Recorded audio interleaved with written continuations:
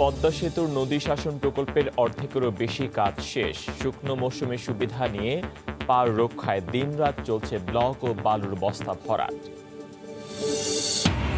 রাজধানীর বেশিরভাগ বিপণী বেতানের পার্কিংয়ে জায়গা দখলে বাড়ছে যানজট, তদারকির অভাবকে দুষছেন বিশেষজ্ঞরা।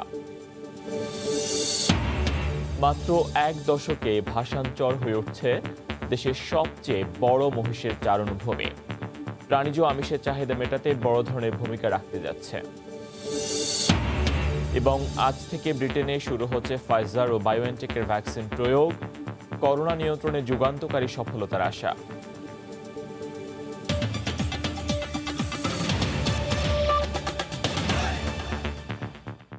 ভোরের সময়ে সঙ্গে আছি ফয়সাল মোর্শেদ।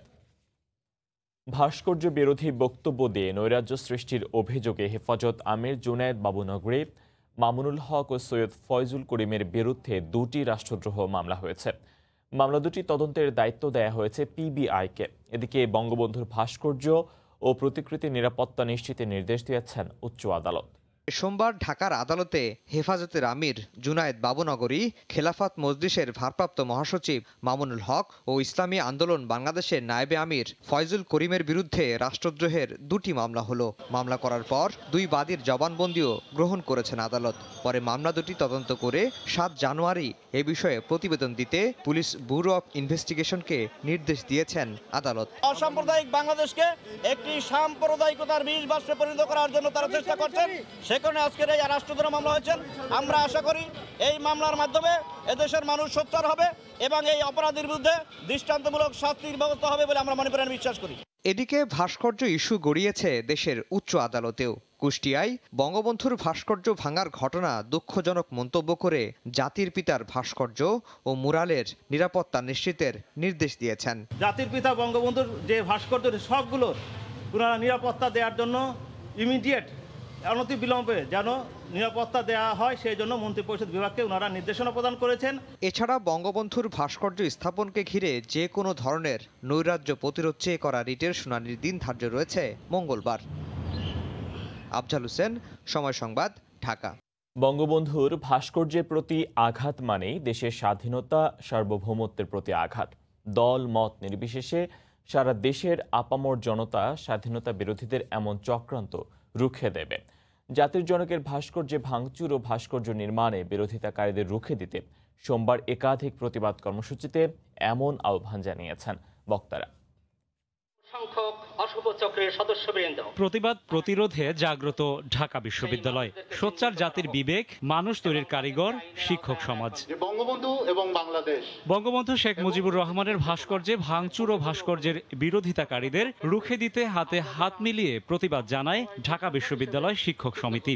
অতীতে যেমন আমরা এই ধর্মান্ধ গোষ্ঠীকে, ধর্ম ব্যবসায়ী গোষ্ঠীকে আমরা যেমন পরাজিত করেছি, এবারও আমরা পরাজিত করতে পারবো। এখনো সময় আছে, এখনো এদেরকে চিহ্নিত করে আইনের আওতায় এনে দৃষ্টান্তমূলক শাস্তি স্থাপন করা খুবই জরুরি।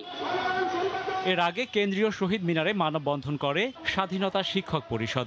ভাস্কর্যের নাম করে কোমলমতি শিক্ষার্থীদের বিপদগামী করার অপচেষ্টা রুখে দিতে সারা দেশের শিক্ষক ও অভিভাবকদের প্রতি আহ্বান জানান বক্তারা। আজকে বঙ্গবন্ধুর ভাস্কর্য যারা আঘাত করেছে, ভেঙে ফেলেছে, তারা ৭১ এবং ৭৫-এর পরাজিত শক্তি প্রতাত্মা। এই দুজন ছাত্রকে কারা উস্কে দিয়েছে, কারা উদ্বুদ্ধ করেছে, তাদেরকে অন্তিমে গ্রেফতার করে বিচারের আওতায় আনতে হবে।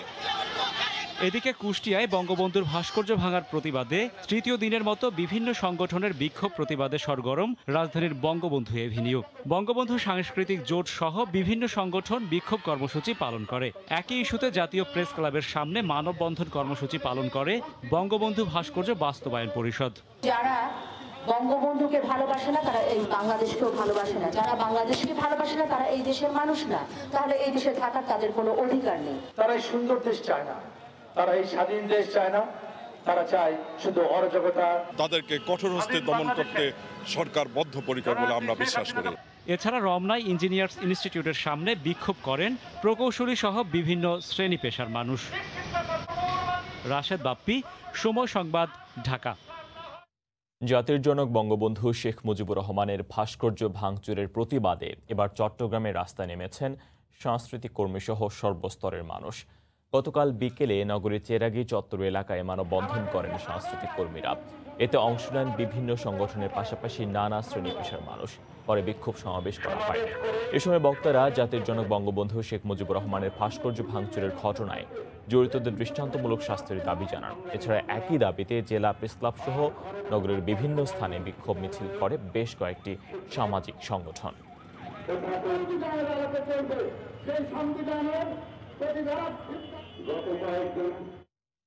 এবারে পদ্মা সেতু প্রসঙ্গ। শুকনো মৌসুমের সুবিধা কাজে লাগিয়ে গতি আনা হচ্ছে পদ্মা সেতুর নদী শাসন প্রকল্পে। নদীর পার রক্ষায় এর মধ্যে নির্মাণ করা হয়েছে লাখ লাখ ব্লক। ইয়ার জুড়ে দিনরাত চলছে ব্লক ও বালুর বস্তা ভরাটের কাজ। 14 কিলোমিটার নদী শাসনের মধ্যে 9.5 কিলোমিটারের কাজ শেষ হয়েছে বলে জানিয়েছেন প্রকল্প সংশ্লিষ্টরা। সাইফুল ইসলামের ছবিতে এহসান জুয়েলের রিপোর্ট। মাওয়া ও জাজিরা দুই প্রান্ত মিলিয়ে 14 কিলোমিটার এলাকায় করতে হবে নদী শাসনের কাজ। সেতু হয়ে যাওয়ার পর নদীর পার রক্ষা ও প্রবাহ ঠিক রাখতে নেওয়া এই প্রকল্পে দিনরাত চলছে কর্মযজ্ঞ। নদী শাসনের কাজে প্রয়োজন 800 কেজির বড় বড় বালুর বস্তা। মেশিনের সাহায্যে মাঝ নদীতে ভরাট করা হচ্ছে 40,07,500 জিও ব্যাগ। তবে সবচেয়ে বেশি তৈরি হচ্ছে 125 কেজির 1,72,00,000 বালুর বস্তা। তুলনামূলক ছোট হওয়ায় এই বস্তাগুলো ভরা হচ্ছে হাতেই। মাওয়া প্রান্তে একটি আর জাজিরা প্রান্তে 2টি ইয়ার্ডে জড়ো করে রাখা আছে লাখ লাখ পিস ব্লক। নদী শাসন কাজে ব্যবহার হবে প্রায় 1 কোটি ব্লক। কঙ্কর বালি সিমেন্ট দিয়ে তৈরি করা হচ্ছে 165 কেজি ওজনের একটি ব্লক। প্রথমে এই উপাদানগুলো ধুয়ে নেয়ার পর নিশ্চিত করা হয় আন্তর্জাতিক মান। এরপর ব্লক বানানোর নির্ধারিত খাঁচায় সেগুলো ঢেলে রাখা হয় 24 ঘন্টার বেশি। দিনে এভাবে 12,000 ব্লক বানানো হচ্ছে পদ্মা সেতুর ইয়ার্ডে। আজকে ডাললাম 24 ঘন্টা পর ওপেন, 24 ঘন্টা পর খুলতে হয়, 4 দিন পর স্টকে যায়। প্রত্যেক দিন 1000-1200 সিসি ব্লক বানাই, আর সমো ব্লক 300-350 এরকম প্রত্যেক দিন সেল দেওয়া হয়।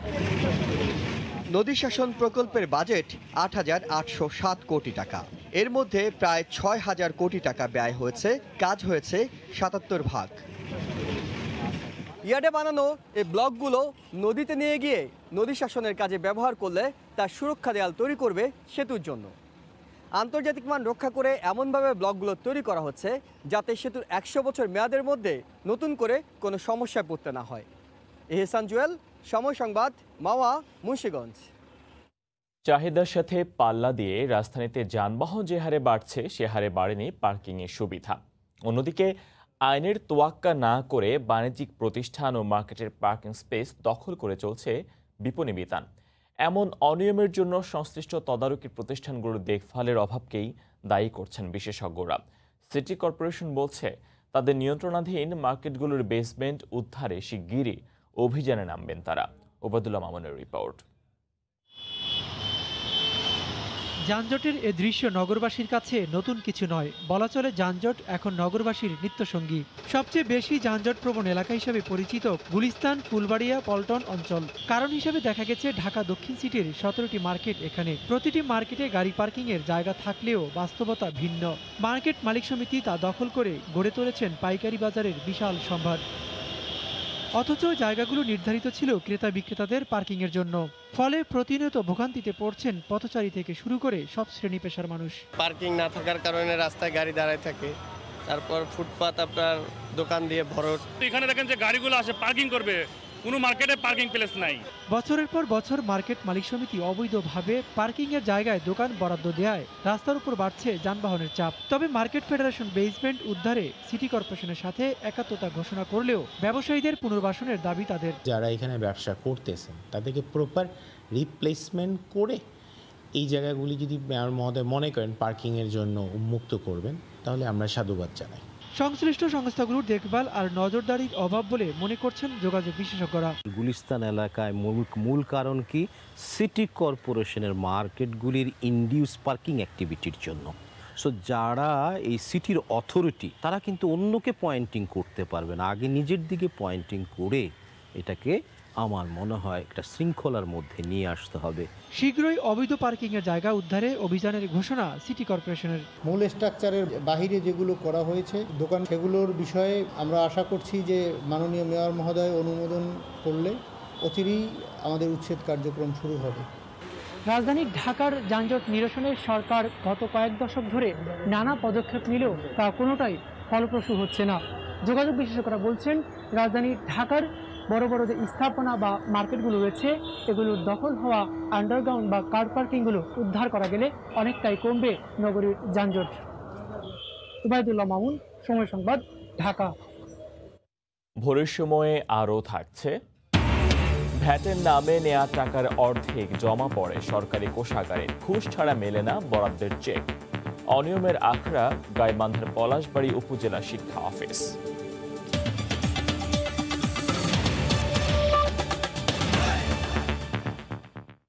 যুক্তরাজ্যে আজ থেকে ফাইজার বায়োএনটেকের করোনার টিকাদান শুরু হচ্ছে।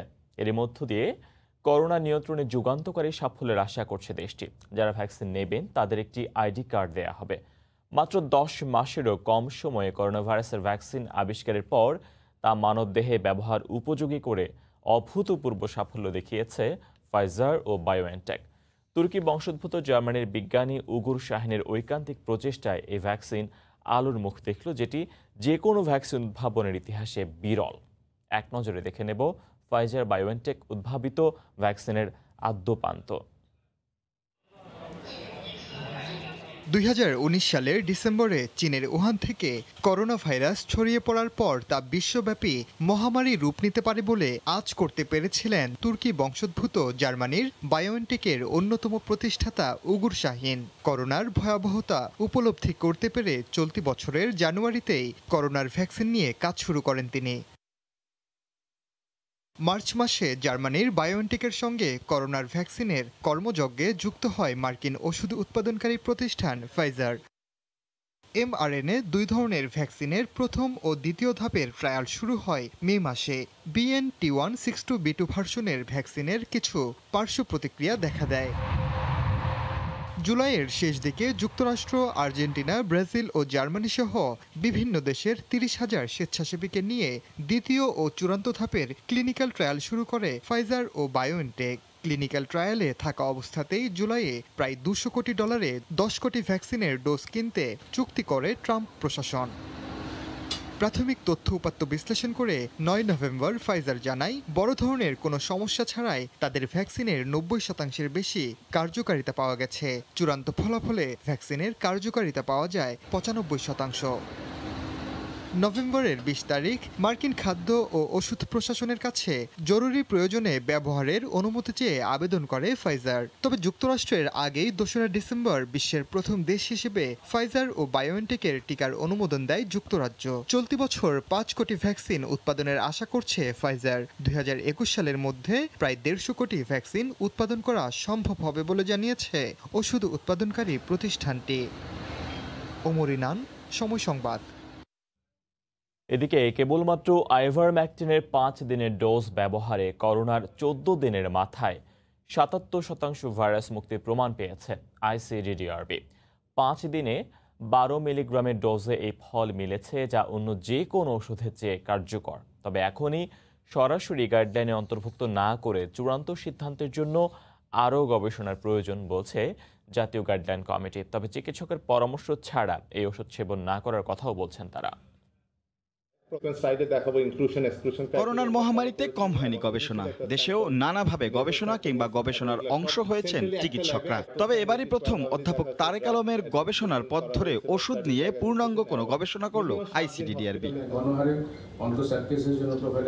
68 জন আক্রান্ত রোগীর উপর জুনের 10 তারিখ থেকে সেপ্টেম্বরের 8 তারিখ পর্যন্ত এই গবেষণা পরিচালনা করা হয় ঢাকা মেডিকেল, মুগদা ও কুর্মিটোলা জেনারেল হাসপাতালে। কত প্রপোর্শনের রোগীরা ভালো হয়ে যাচ্ছে? 3টি ভাগে ভাগ করে 23 22 জনের প্রথম দলটিকে দেয়া হয় প্লাসিবো, অন্য 23 জনকে আইভারমেকটিন ও ডক্সিসাইক্লিন এবং তৃতীয় দলের 22 জনকে দেয়া হয় 5 দিন শুধুমাত্র মুখে খাওয়ার 12 mg'র আইভারমেকটিন। ফলাফল 14 দিনের মাথায় প্রথম দলের ভাইরাস মুক্তির হার 39%, দ্বিতীয় ভাগে 61 আর শুধু আইভারমেকটিন খেয়ে ভাইরাস মুক্তির হার 77%, যা আরটিপিসিআর ল্যাবে পরীক্ষায় প্রমাণিত। সবারই কমেছে, কিন্তু কমাটা দেখা যাচ্ছে গ্রিনটা বেশি, তার মানে আইভারমেকটিনে বেশি কমেছে। ডে 14-এ গিয়ে এটা আরো ক্লিয়ারলি বুঝেছে 61% তখনও পজিটিভ, মানে তারা নেগেটিভ হয়নি।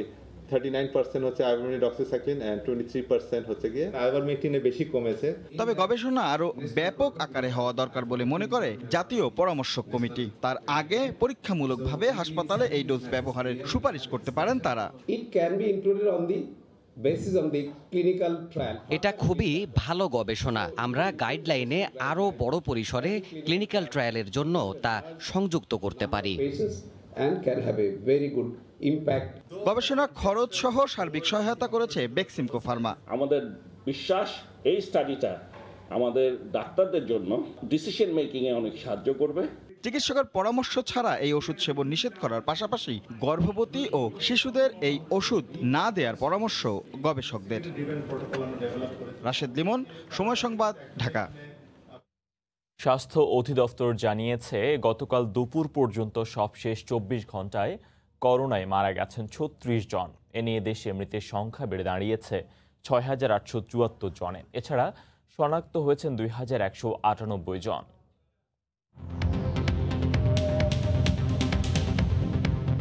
গত 24 ঘন্টায় কোভিড-19 নমুনা পরীক্ষা করা হয়েছে 14,369 জনের। এই পর্যন্ত মোট নমুনা পরীক্ষা করা হয়েছে 28,77,538 জনের। 24 ঘন্টায় নতুন শনাক্ত হয়েছেন 2,198 জন। এ নিয়ে দেশে মোট শনাক্তের সংখ্যা 4,79,743 জন। 24 ঘন্টায় মারা গেছেন 36 জন। এ পর্যন্ত করোনা আক্রান্ত হয়ে মারা গেলেন 6,874 জন। করোনা থেকে 24 ঘন্টায় সুস্থ হয়েছেন 2,663 জন। এ পর্যন্ত সুস্থ হয়েছেন 3,98,623 জন। করোনা ধাক্কা দ্রুত সামাল দিয়ে আগামী জুনের মধ্যে অর্থনীতি আগের স্বাভাবিক অবস্থায় ফেরাতে পরিকল্পনা সাজাচ্ছে সরকার। পরিকল্পনা কমিশনের সচিব বলছেন, চলতি বছরের প্রবৃদ্ধির লক্ষ্যমাত্রার চেয়ে 2 থেকে 3% কম হলেও তা 5-এর নিচে নামার কোনো সম্ভাবনা নেই। এদিকে পরিকল্পনা বাস্তবায়নে রাজস্ব বাড়ানোর উপর জোর দিয়েছেন অর্থনীতিবিদরা। সানবীর রূপালের রিপোর্ট। করোনার ধাক্কায় পুরো বিশ্ব যখন নাস্তানাবুদ, বাংলাদেশের অর্থনীতিতেও সবগুলো খাতে ধাক্কা লেগেছে। এমন অবস্থায় 8.2% প্রবৃদ্ধি ধরে 5,68,000 কোটি টাকার বাজেট ঘোষণা করে সরকার। রাজস্ব আয়ের লক্ষ্যমাত্রা ধরা হয় 3,82,000 কোটি টাকা।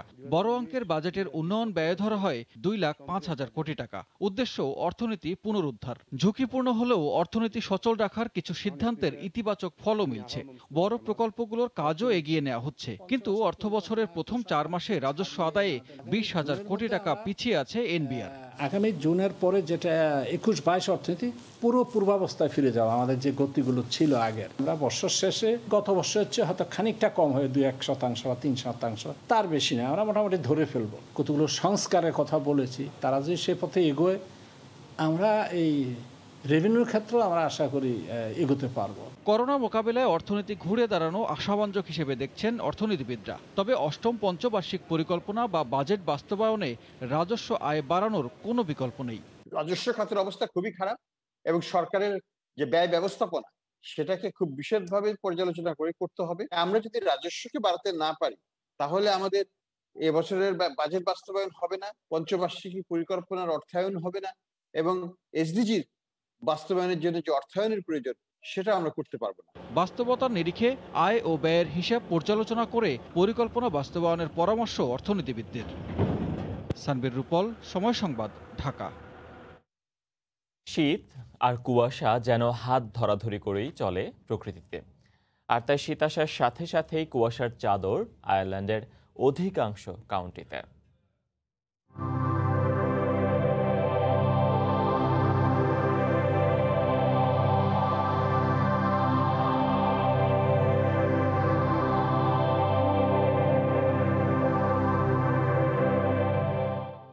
আয়ারল্যান্ডের কুয়াশা মাখানো ভোরের কথা থাকছে সংবাদের শেষাংশে। উত্তরের জনপদ ঠাকুরগাঁওয়ে ঘন কুয়াশার সঙ্গে পাল্লা দিয়েই বেড়েছে শীতের প্রকোপ। এতে দুর্ভোগে আছেন সাধারণ শ্রমজীবী মানুষেরা। এই মুহূর্তে শহরের আর্ট গ্যালারি এলাকায় আছেন সহকর্মী জিয়াউর রহমান বকুল। সরাসরি যুক্ত হচ্ছে তার সঙ্গে। বকুল, ফয়সাল, আপনি জানেন যে উত্তরের কিন্তু শেষ প্রান্ত জেলা পঞ্চগড় এবং পঞ্চগড়ের পাশের জেলায় কিন্তু ঠাকুরগাঁও। তো হিমালয়ের পার্শ্ববর্তী এই জেলা দুটি হওয়ায় বরাবরই আপনারা জানেন যে অনেকটা আগে থেকেই শীত কিন্তু বিরাজ করে এবং আমরা যে জিনিসটি লক্ষ্য করছি চলতি যেই শীত মৌসুম, সেই শীত মৌসুমে কিন্তু অনেকটা আগে ভাগেই ঠাকুরগাঁয়ে শীতের যে তীব্রতা তা কিন্তু বিরাজ করছে। তো এই অবস্থায় আমরা লক্ষ্য করছি যে ঠাকুরগাঁয়ের যারা ছিন্নমূল মানুষ আছে, যারা হতদরিদ্র মানুষ আছে, তারা কিন্তু সবচেয়ে বেশি বিপাকে পড়ছে। তার কারণ হচ্ছে যে তারা প্রতিনিয়ত যারা এই শ্রমজীবী মানুষ আছেন তারা কিন্তু প্রতিদিন কাজের সন্ধানে বেরিয়ে শহরে আসছেন। শহরে এসেও কিন্তু দীর্ঘ সময় অপেক্ষা করে কাজ না পেয়ে আবার বাড়িতে কিন্তু ফিরে যাচ্ছেন। তবে এই শীত নিবারণের জন্য যতটুকু তাদের শীত বস্ত্র প্রয়োজন এবং শীত সময়কালীন যেই সময় চলমান অবস্থা থাকে তখন কিন্তু তাদের অর্থের যে অভাব, সেই অভাবটা কিন্তু দেখা দেয়। সংসারের যে পরিবার পরিজন নিয়ে তাদের যে দিন যাপন করা তাতেও কিন্তু দুর্বিষহ হয়ে পড়ে। তো এই অবস্থায় ঠাকুরগাঁয়ের যে শীতের তীব্রতা কিন্তু বরাবরই বেশি। পাশাপাশি পঞ্চগড় জেলাতেও কিন্তু ঠিক একই রকম অবস্থা। আমরা সকালে কথা বলেছি পঞ্চগড় প্রতিনিধির সাথে, তিনি আমাকে যে বিষয়টি জানিয়েছেন যে সেখানে দৈনিক তাপমাত্রা উঠানামা করছে 10 থেকে 15 ডিগ্রি সেলসিয়াসের মধ্যে। তো পার্শ্ববর্তী জেলা ঠাকুরগাঁতেও কিন্তু ঠিক আমরা লক্ষ্য করছি এবং আমরা খোঁজ খবর নিয়ে জেনেছি যে 12 থেকে 15 সেলসিয়াস তাপমাত্রার মধ্যেই কিন্তু এই ওঠানামা করছে হলো তাপমাত্রা। তো আমরা জেলা প্রশাসনের সাথে কথা বলেছি যে এই যে শীত অনেকটা আগে ভাগেই বিরাজ করছে, সে কারণে ছিন্নমূল মানুষ যারা আছে, হতদরিদ্র মানুষ যারা আছে, তাদের জন্য আসলে প্রশাসনের করণীয়টা কি, তারা কি ব্যবস্থা নিয়েছেন। তো আমাকে যেই বিষয়টি জানিয়েছেন জেলা প্রশাসনের পক্ষ থেকে, তারা বলছেন যে শীত মোকাবেলার কারণে তারা কিন্তু অনেকটা আগে ভাগেই প্রস্তুতি সম্পূর্ণ করেছেন। ইতিমধ্যে প্রধানমন্ত্রীর দপ্তর থেকে 25,000 শীত বস্ত্র অর্থাৎ কম্বল কিন্তু তারা বরাদ্দ পেয়েছেন। তো জেলা প্রশাসন ইতিমধ্যে 5 জেলার যে 5 উপজেলা আছে, এই 5 উপজেলার নির্বাহী কর্মকর্তাদের মাঝে এই শীত বস্ত্রগুলো বন্টন করে দিয়েছেন যেন হতদরিদ্র মানুষের হাতে গিয়ে পৌঁছে। তো তারা কিন্তু বরাবরই বলছেন যে শীত কিন্তু ঠাকুরগাঁয়ের জন্য কোনো আনন্দের বিষয় না, শীত কিন্তু একটা দুর্যোগ। কারণ হচ্ছে ঠাকুরগাঁয়ে যেভাবে শীত বিরাজ করে সেই অবস্থাতে কিন্তু মানুষের কষ্ট, যে দুর্বিষহ কষ্ট, তা কিন্তু লক্ষ্য করা যায়। এবং আমরা আরেকটি জিনিস বলতে পারি যে এই শীতের কারণে এবং ঘন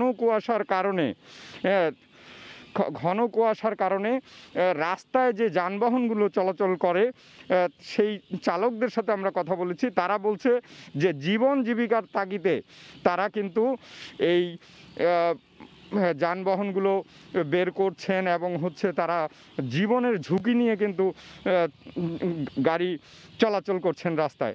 এবং আমরা আরেকটা জিনিস লক্ষ্য করছি যে দিনের বেলায় হেডলাইট জ্বালিয়ে গাড়িগুলো চলাচল করছে। তো এই অবস্থায় আমরা বলতে পারি যে ঠাকুরগাঁয়ের যে সেই শীত কিন্তু ইতিমধ্যেই তীব্রতা লক্ষ্য করা যাচ্ছে। আর এই শীত নিবারণের জন্য প্রশাসনের পক্ষ থেকে তারা যে জিনিসটি বলছেন যে প্রস্তুতি সম্পন্ন করেছেন। তো এই ছিল ঠাকুরগাঁয়ের শীতের সর্বশেষ পরিস্থিতি নিয়ে। ফয়সাল, ঠাকুরগাঁও থেকে সরাসরি যুক্ত হয়ে জানাচ্ছিলেন সহকর্মী জিয়াউর রহমান বকুল। দেশের বৃহত্তম জলপ্রপাত মৌলভীবাজারের মাধবকুণ্ড করোনা সংক্রমণ ঠেকাতে দীর্ঘদিন বন্ধ থাকার পর সম্প্রতি এই জলপ্রপাত খুলে দেয় পর্যটকদের উপস্থিতি বাড়ছে। সেই সাথে ব্যবসা বাণিজ্যেও কিছুটা গতি ফিরে আসছে। তবে দ্বিতীয় ধাপে করোনা সংক্রমণ প্রতিরোধে পর্যটকদের মাস্ক ব্যবহারে কঠোর অবস্থানের কথা জানিয়েছেন জেলা পরিষদ চেয়ারম্যান। শাহ অলিদুর রহমানের পাঠানো তথ্য ছবি নিয়ে রিপোর্ট। নিচ থেকে প্রায় 350 ফুট উচ্চতায় অবস্থান মাধব ছড়ার। বিস্তৃত 3500 হেক্টর পাথারিয়া পাহাড় নিংড়ে এ ছড়ার মাধ্যমে পানি প্রবাহিত হয়। যুগের পর যুগ ধরে প্রচণ্ড জলস্রোতে এ পানি গড়িয়ে পড়ছে কুণ্ডকে ঘিরে। পর্যটকরা জড়ো হন এই দৃশ্য উপভোগ করতে। মানুষের দীর্ঘ অনুপস্থিতির কারণে অন্যরকম সাজে সেজেছে মাধবকুণ্ড। অনেকদিন পর বেড়াতে এসে পর্যটকরাও মোহিত। আমরা ঢাকা থেকে মাধবকুণ্ডে এসেছি, আমরা এখানে অনেক মজা করছি। নিরাপত্তা অবস্থা দেখতেছি সবচেয়ে ভালো। পরিবার নিয়ে আমরা মোটামুটি খুব ভালোভাবে স্বাচ্ছন্দ্যভাবে আমরা খুব অবলোকন করলাম। অনেক দিন ধরে গৃহবন্দী থাকার পরে অনেক মনের মধ্যে অনেক কষ্ট জমেছিল। আজকে মাধবকুণ্ড দেখলাম, ঘুরলাম, বেড়ালাম। করোনার কারণে দীর্ঘ 9 মাস বন্ধ থাকার পর লোক সমাগম বাড়তে থাকায় পর্যটন সংশ্লিষ্ট ছোট বড় সব ধরনের ব্যবসায়ীরা খুশি। পর্যটকরা এখন আওয়া শুরু করছে। এরকম যদি আয়তে আমরা মোটামুটি কয়েক মাসের ভিতরে আমরা এটা খাবার দিতাম পারবো। পর্যটকরা আসে আমরা ব্যবসা বাণিজ্য একটু আয় উন্নতি হবে। পর্যটকদের চলাফেরা নির্বিঘ্ন করতে টুরিস্ট পুলিশ সর্বক্ষণ তৎপর। করোনা সংক্রমণের দ্বিতীয় ধাপ প্রতিরোধে পর্যটকদের মাস্ক ব্যবহারে কঠোর অবস্থানের কথা বললেন স্থানীয় জনপ্রতিনিধি। পর্যটকদের সহায়তা করতেছি যাতে আইন শৃঙ্খলার কোনো সমস্যার সম্মুখীন না হন। আমরা কঠোরভাবে সেটাকে আমরা পর্যবেক্ষণে রেখেছি যাতে করে গাদাগাদি না হওয়ার, সামাজিক দূরত্ব বজায় থাকে।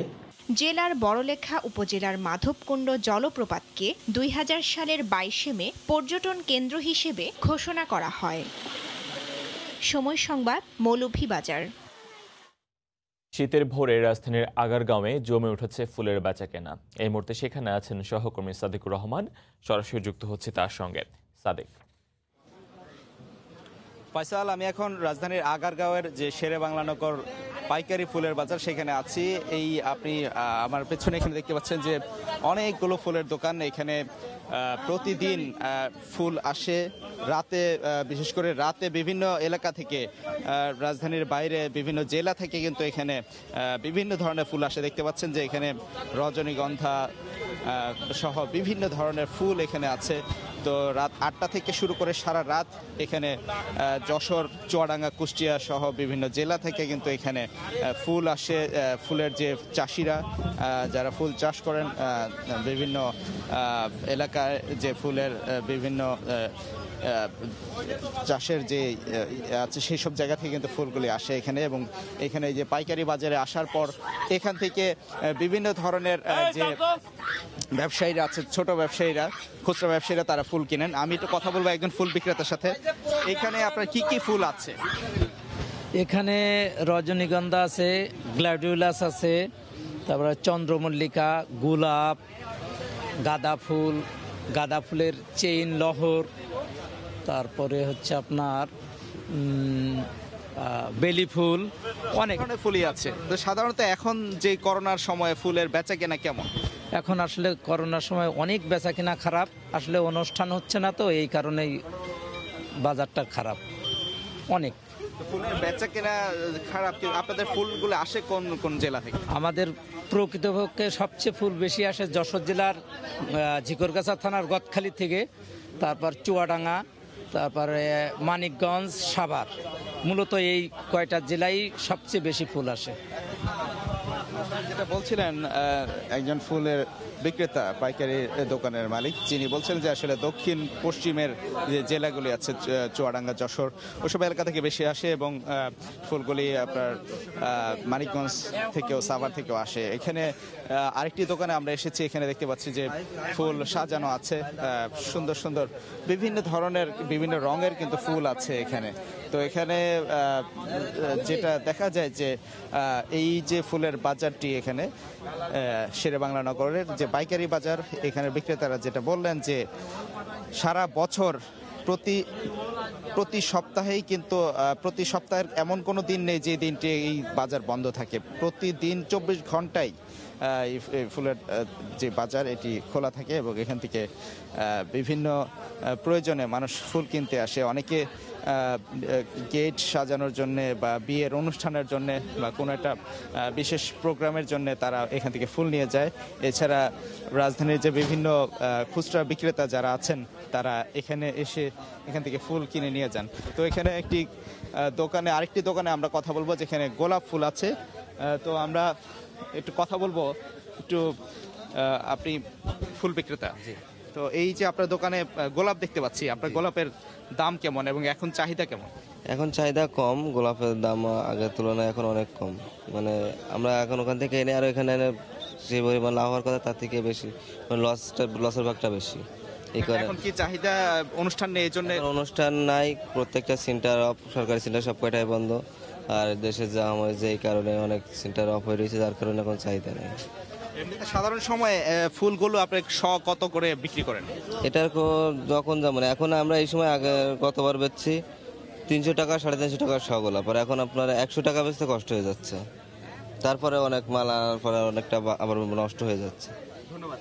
তো ফয়সাল, যেটা এখানে বলছিলেন যে ফুল বিক্রেতা একজন, যে এই যে গোলাপের এখন চাহিদা আসলে তেমন নেই, আবার এখন এই সিজনে দেখা যায় যে ফুলের দাম কমে যায়, কারণ এই সময়ে অনেক ফুলের উৎপাদন হয়। তো যার ফলে দেখা যায় যে এখন করোনার কারণে বিভিন্ন অনুষ্ঠানে কিন্তু হচ্ছে না বিভিন্ন জায়গায়, যার ফলে কিন্তু এটা হয়ে যায়। আমি এখানে আরেকটু কথা বলবো, এখানের যে ফুল বিক্রেতা তার সঙ্গে একটু কথা বলবো যে এই যে ফুলগুলো আছে, আমরা এখানে একটি ফুলের নিতে চাই। এই ফুলটা কি, এটা বিষয়ে আমরা জানবো এখন। এটা কি ফুল? এটা হলো জারবারা ফুল। এটা কি কোনো ঘ্রাণ কেমন? ঘ্রাণ আছে? কোনো ঘ্রাণ নাই, এটা এমনি দেখতে যে সৌন্দর্য এটাই। বিদেশি? এটা বিদেশি চাষ হতো, ওখান থেকে এখন চারা আমাদের বাংলাদেশে চাষ করা হচ্ছে। এখন আমাদের দেশে চাষ করা হচ্ছে। এটা গত আপনার 15-20 বছর ধরে চাষ হচ্ছে আমাদের দেশে। চাহিদা কেমন? চাহিদা মোটামুটি সব ফুলের থেকে এটা চাহিদা বেশি। এই যে ফুলটি এখানে দেখতে পাচ্ছেন যে জারবারা ফুল বলা হয়, এটা বিদেশি ফুল, বাংলাদেশে 15-20 বছর যাবত চাষ হচ্ছে। এবং এই যে এই ফুল কথা, বিভিন্ন রঙের কিন্তু এই ফুলগুলি আছে এবং এইগুলোর ফুলের ঘ্রাণ না থাকলেও কিন্তু এটার চাহিদা রয়েছে বলে এখানে যে ফুল বিক্রেতা তারা জানাচ্ছেন। তো এখন আমি যেটা বলতে যাচ্ছিলাম যে এই যে ফুলের যারা ব্যবসায়ী আছেন, দীর্ঘদিন যাবত এই যে করোনার কারণে, পরিস্থিতির কারণে বিভিন্ন অনুষ্ঠান থেকে মানুষ দূরে রয়েছে, যার ফলে দেখা যায় এই ফুলগুলো তেমন আগের মতো বেচা বিক্রি হয় না। এই জন্য কিন্তু দেখা যায় যে ফুলের দামও কমে গেছে এবং ফুল বিক্রেতারা যে আশানুরূপ যে লাভ সেটাও কিন্তু হচ্ছে না।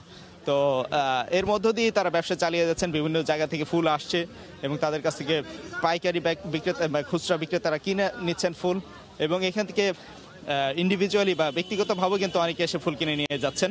এই ছিল এই ফুলের যে পাইকারি বাজার, সেখান থেকে সর্বশেষ তথ্য। শীতের সকালে ফুলের সৌরভ নিয়ে রাজধানীর আগারগাঁও থেকে আমাদের সঙ্গে সরাসরি যুক্ত হয়ে জানাচ্ছিলেন সহকর্মী সাদিকুর রহমান।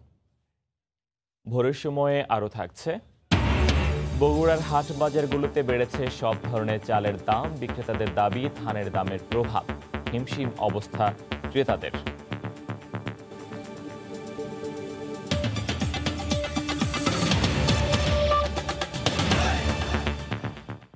দেশের মাংস এবং দুধের চাহিদা মেটানোর ক্ষেত্রে বড় ধরনের ভূমিকা রাখতে যাচ্ছে বহুল আলোচিত নোয়াখালীর ভাসানচর। মাত্র 1 দশকে ভাসানচর হয়ে উঠেছে দেশের সবচেয়ে বড় মহিষের চারণভূমি। এখানে মহিষের সংখ্যা 12,000-এর বেশি। শাখাচিপুর ক্যামেরায় ভাসানচরের মহিষ পাথান নিয়ে বিস্তারিত জানাচ্ছেন কমল দে। রোহিঙ্গাদের স্থানান্তর নিয়ে গত 2 বছর ধরে আলোচনা শীর্ষে রয়েছে নোয়াখালীর ভাসানচর। এক প্রকার লোকচক্ষুর অন্তরালে থাকা এ চর হয়ে উঠেছে মহিষের বিচরণ ক্ষেত্র। চরের বিস্তীর্ণ এলাকায় চড়ে বেড়াচ্ছে মহিষের দল। এক একটি দলে রয়েছে 500 থেকে 700 মহিষ। মহিষ আছে 8-10 হাজার। আমরা এখানে পালিত করি যে আমরা 8-10 বছর পর্যন্ত আছি। বাংলাদেশের দক্ষিণ অঞ্চলের এটা হলো বড় খামার। সুবর্ণ চরে থাকা কিছু মহিষ 1 দশক আগে আবাস গড়ে এই ভাসানচরে, তারপর থেকে বাড়তে থাকে মহিষের সংখ্যা। শতাধিক বাতান মালিকের মহিষ রয়েছে 12,000-এর বেশি।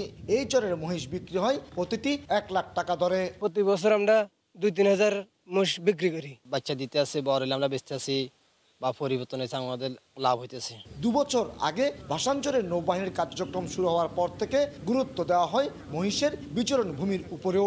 রোহিঙ্গাদের জন্য গড়ে তোলা আবাসনের পাশে রাখা হয়েছে দুর্যোগপূর্ণ আবহাওয়ায় মহিষের থাকার জায়গা। এখানে যখন বর্ষা হবে তখন বাঁধের ভিতরে চলে আসবে। আমাদের প্রত্যেকটা শেল্টারের নিচে প্রায় 200 করে মহিষ রাখার ব্যবস্থা আছে। আমরা যে 14 ফিট নিচে যে শেল্টার বললাম, 14 ফিট উপরে থাকবে আমাদের রোহিঙ্গা জনগোষ্ঠী এবং নিচে মহিষ, গরু, ছাগল সব থাকে। এদিকে ভাষাঞ্চলে মহিষ মালিকদের নিরাপত্তার পাশাপাশি আশপাশের জেলাগুলোতে দুধ এবং মাংস সরবরাহে কাজ করছে উপকূলরক্ষী কোস্টগার্ড। প্রায় 12,000 মহিষ এখানে রয়েছে, সাথে গরু রয়েছে। তো এইসব মহিষ এবং গরু থেকে প্রাপ্ত যে দুধ এবং যে মাংস, তাই এখান থেকে আপনার স্পিড বোট এবং ট্রলার মারফত আমরা জনতাঘাট, সন্দ্বীপ, হাতিয়া, নোয়াখালী এবং কিছু কিছু ক্ষেত্রে চট্টগ্রামে পৌঁছানো হচ্ছে। মহিষের বাতান হিসেবে পরিচিতি পেল এই ভাষাঞ্চলে বিচরণ রয়েছে কয়েক হাজার গরু এবং ছাগলেরও। মূলত চরের উর্বর ভূমি হওয়ায় এখানে পাওয়া যায় উন্নত ঘাস। নোয়াখালীর ভাষাঞ্চল থেকে কমল দে, সময় সংবাদ। র্যাবের অভিযানে সিলেট নগরের 2টি রেস্টুরেন্টকে 6.5 লাখ টাকা জরিমানা করেছেন র্যাবের ভ্রাম্যমাণ আদালত। গতকাল দুপুরে র্যাব সদর দফতরের নির্বাহী ম্যাজিস্ট্রেটের নেতৃত্বে নগরীর বিভিন্ন এলাকায় অভিযান চালানো হয়। এই সময় অস্বাস্থ্যকর পরিবেশে খাবার তৈরি, খাবারে কাপড়ের রং মেশানো এবং অপরিচ্ছন্ন পরিবেশে খাবার তৈরির অভিযোগে জল্লারপাড় এলাকার 5 ভাই রেস্টুরেন্টকে 3 লাখ ও পাঞ্চি রেস্টুরেন্টকে 3.5 লাখ টাকা জরিমানা করা হয়।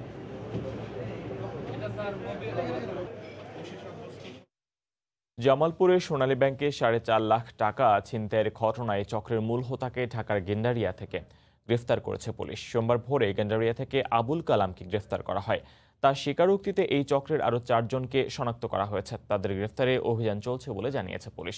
গত 30 নভেম্বর দুপুরে দলিল লেখক সোনু নাগের কর্মচারী সোহাগ সোনালী ব্যাংক সকাল বাজার শাখায় সরকারি রাজস্বের জন্য 4.5 লাখ টাকা জমা দিতে যান। ব্যাংকের ক্যাশে টাকা জমা দেওয়ার সময় অভিনব কায়দায় ছিনতাইকারী পুরো টাকা হাতিয়ে নেয়। ঘটনার পর সোহাগ বাদী হয়ে একটি মামলা দায়ের করে পুলিশ। সিসিটিভি ফুটেজ দেখে সোমবার ঢাকার গেন্ডারিয়া থেকে ছিনতাইকারী চক্রের মূল হোতা আবুল কালামকে গ্রেফতার করে।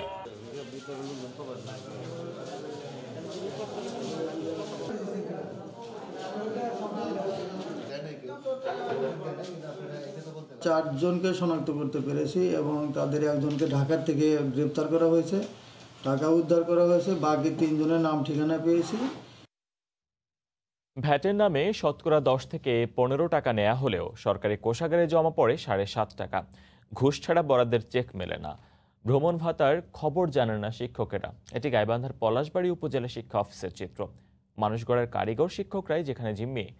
হেদায়েতুল ইসলাম বাবুর রিপোর্ট। গাইবান্ধা থেকে ক্যামেরায় ছিলেন আতল হক সাগর। ক্ষুদ্র মেরামত, সংস্কার, স্লিপ ও রুটিন মেইনটেনেন্স সহ বিভিন্ন খাতে 2019-20 অর্থ বছরে গাইবান্ধার পলাশবাড়ি উপজেলার বেশ কিছু প্রাথমিক বিদ্যালয়ে বরাদ্দ দেয়া হয়। শিক্ষকদের অভিযোগ, বরাদ্দের সম্পূর্ণ অর্থ জমা রাখা হয় উপজেলা শিক্ষা অফিসারের একক স্বাক্ষরে পরিচালিত হিসাব নম্বরে। শিক্ষকদের ভ্রমণ ভাতার নামে পুকুর চুরির অভিযোগ উঠেছে শিক্ষা অফিসারের কর্মকর্তা কর্মচারীদের বিরুদ্ধে। 10% হিসেবে আমার ভ্যাট কর্তন করা হয়েছে 15,000 টাকা, অথচ তিনি ভ্যাট জমা দিয়েছেন 7.5% হিসাবে। 2 লক্ষ টাকার ক্ষেত্রেও 5,000 টাকা নগদ নিয়ে পরবর্তী যে 80,000 টাকা চেক সেটা দেয়া হয়েছে। টিএডিএ 1680 এবং 2100 টাকা আমরা শিক্ষা অফিসে অনেকেই গিয়েছি, আমাদেরকে এই টাকাটা এখনো দেওয়া হয়নি। সরকারি বরাদ্দ থেকে ভ্যাট বাবদ শতকরা 10 ও 15 টাকা কেটে নিয়ে শতকরা 7.5 টাকা সরকারি কোষাগারে জমা দেওয়ার পর বেঁচে যাওয়া 13,71,750 টাকা এবং 5টি শিক্ষা প্রতিষ্ঠানে ডাবল বরাদ্দ দিয়ে 9.5 লাখ টাকা গায়েব করা হয়। এছাড়া শিক্ষকদের ভ্রমণ বিলের নামে শিক্ষা অফিসের অফিস সহকারী আসাদুল ও অফিস প্রধান আব্বাস আলী 2 কিস্তিতে 3,93,540 টাকা উত্তোলন করলেও কয়েকজন শিক্ষককে মাত্র 500 টাকা করে দেয়া হয়। ফাঁকা বিল ভাউচারে সই নিয়ে আমাকে 500 টাকা দেওয়া হয়েছে এবং বলেছে যে এটাই আপনাদের বিল। এসব অভিযোগের ব্যাপারে উপজেলা শিক্ষা কর্মকর্তা আব্দুস সালাম অভিযোগ স্বীকার করে ঝটপট সটকে পড়েন। আপনার স্বাক্ষরে কাটা হয়েছে? হ্যাঁ, আমি কাটছি অফিস থেকে। আমি অফিস থেকে আসি। এদিকে অভিযোগ খতিয়ে দেখার আশ্বাস দেন জেলা প্রাথমিক শিক্ষা কর্মকর্তা। এই মুহূর্তে এটা তো দেখা সম্ভব নাই ভাবে, মূল কপি দেখে যেটা আইনানুগ ব্যবস্থা নেওয়া দরকার সেটা আমি নেব। অভিযুক্ত শিক্ষা কর্মকর্তা আব্দুস সালামের বিরুদ্ধে শিক্ষকদের সাথে অসদাচরণ সহ নানা অনিয়মের অভিযোগও আছে। হেদায়েতুল ইসলাম বাবু, সময় সংবাদ, গাইবান্ধা। শীতে সরবরাহ বাড়তে থাকায় নাটোরে সব ধরনের সবজির দাম কমেছে। এই মুহূর্তে নাটোর শহরের বৃহত্তম সবজির পাইকারি বাজার স্টেশন বাজারে আছেন রিপোর্টার আল মামুন। সরাসরি যাচ্ছি তার কাছে। মামুন, ফাইসাল, নাটোর জেলায় প্রতিদিনই কিন্তু সবজি সরবরাহ সব বাজার হাটগুলোতে বেশ কিছু হারে বাড়া শুরু হয়েছে।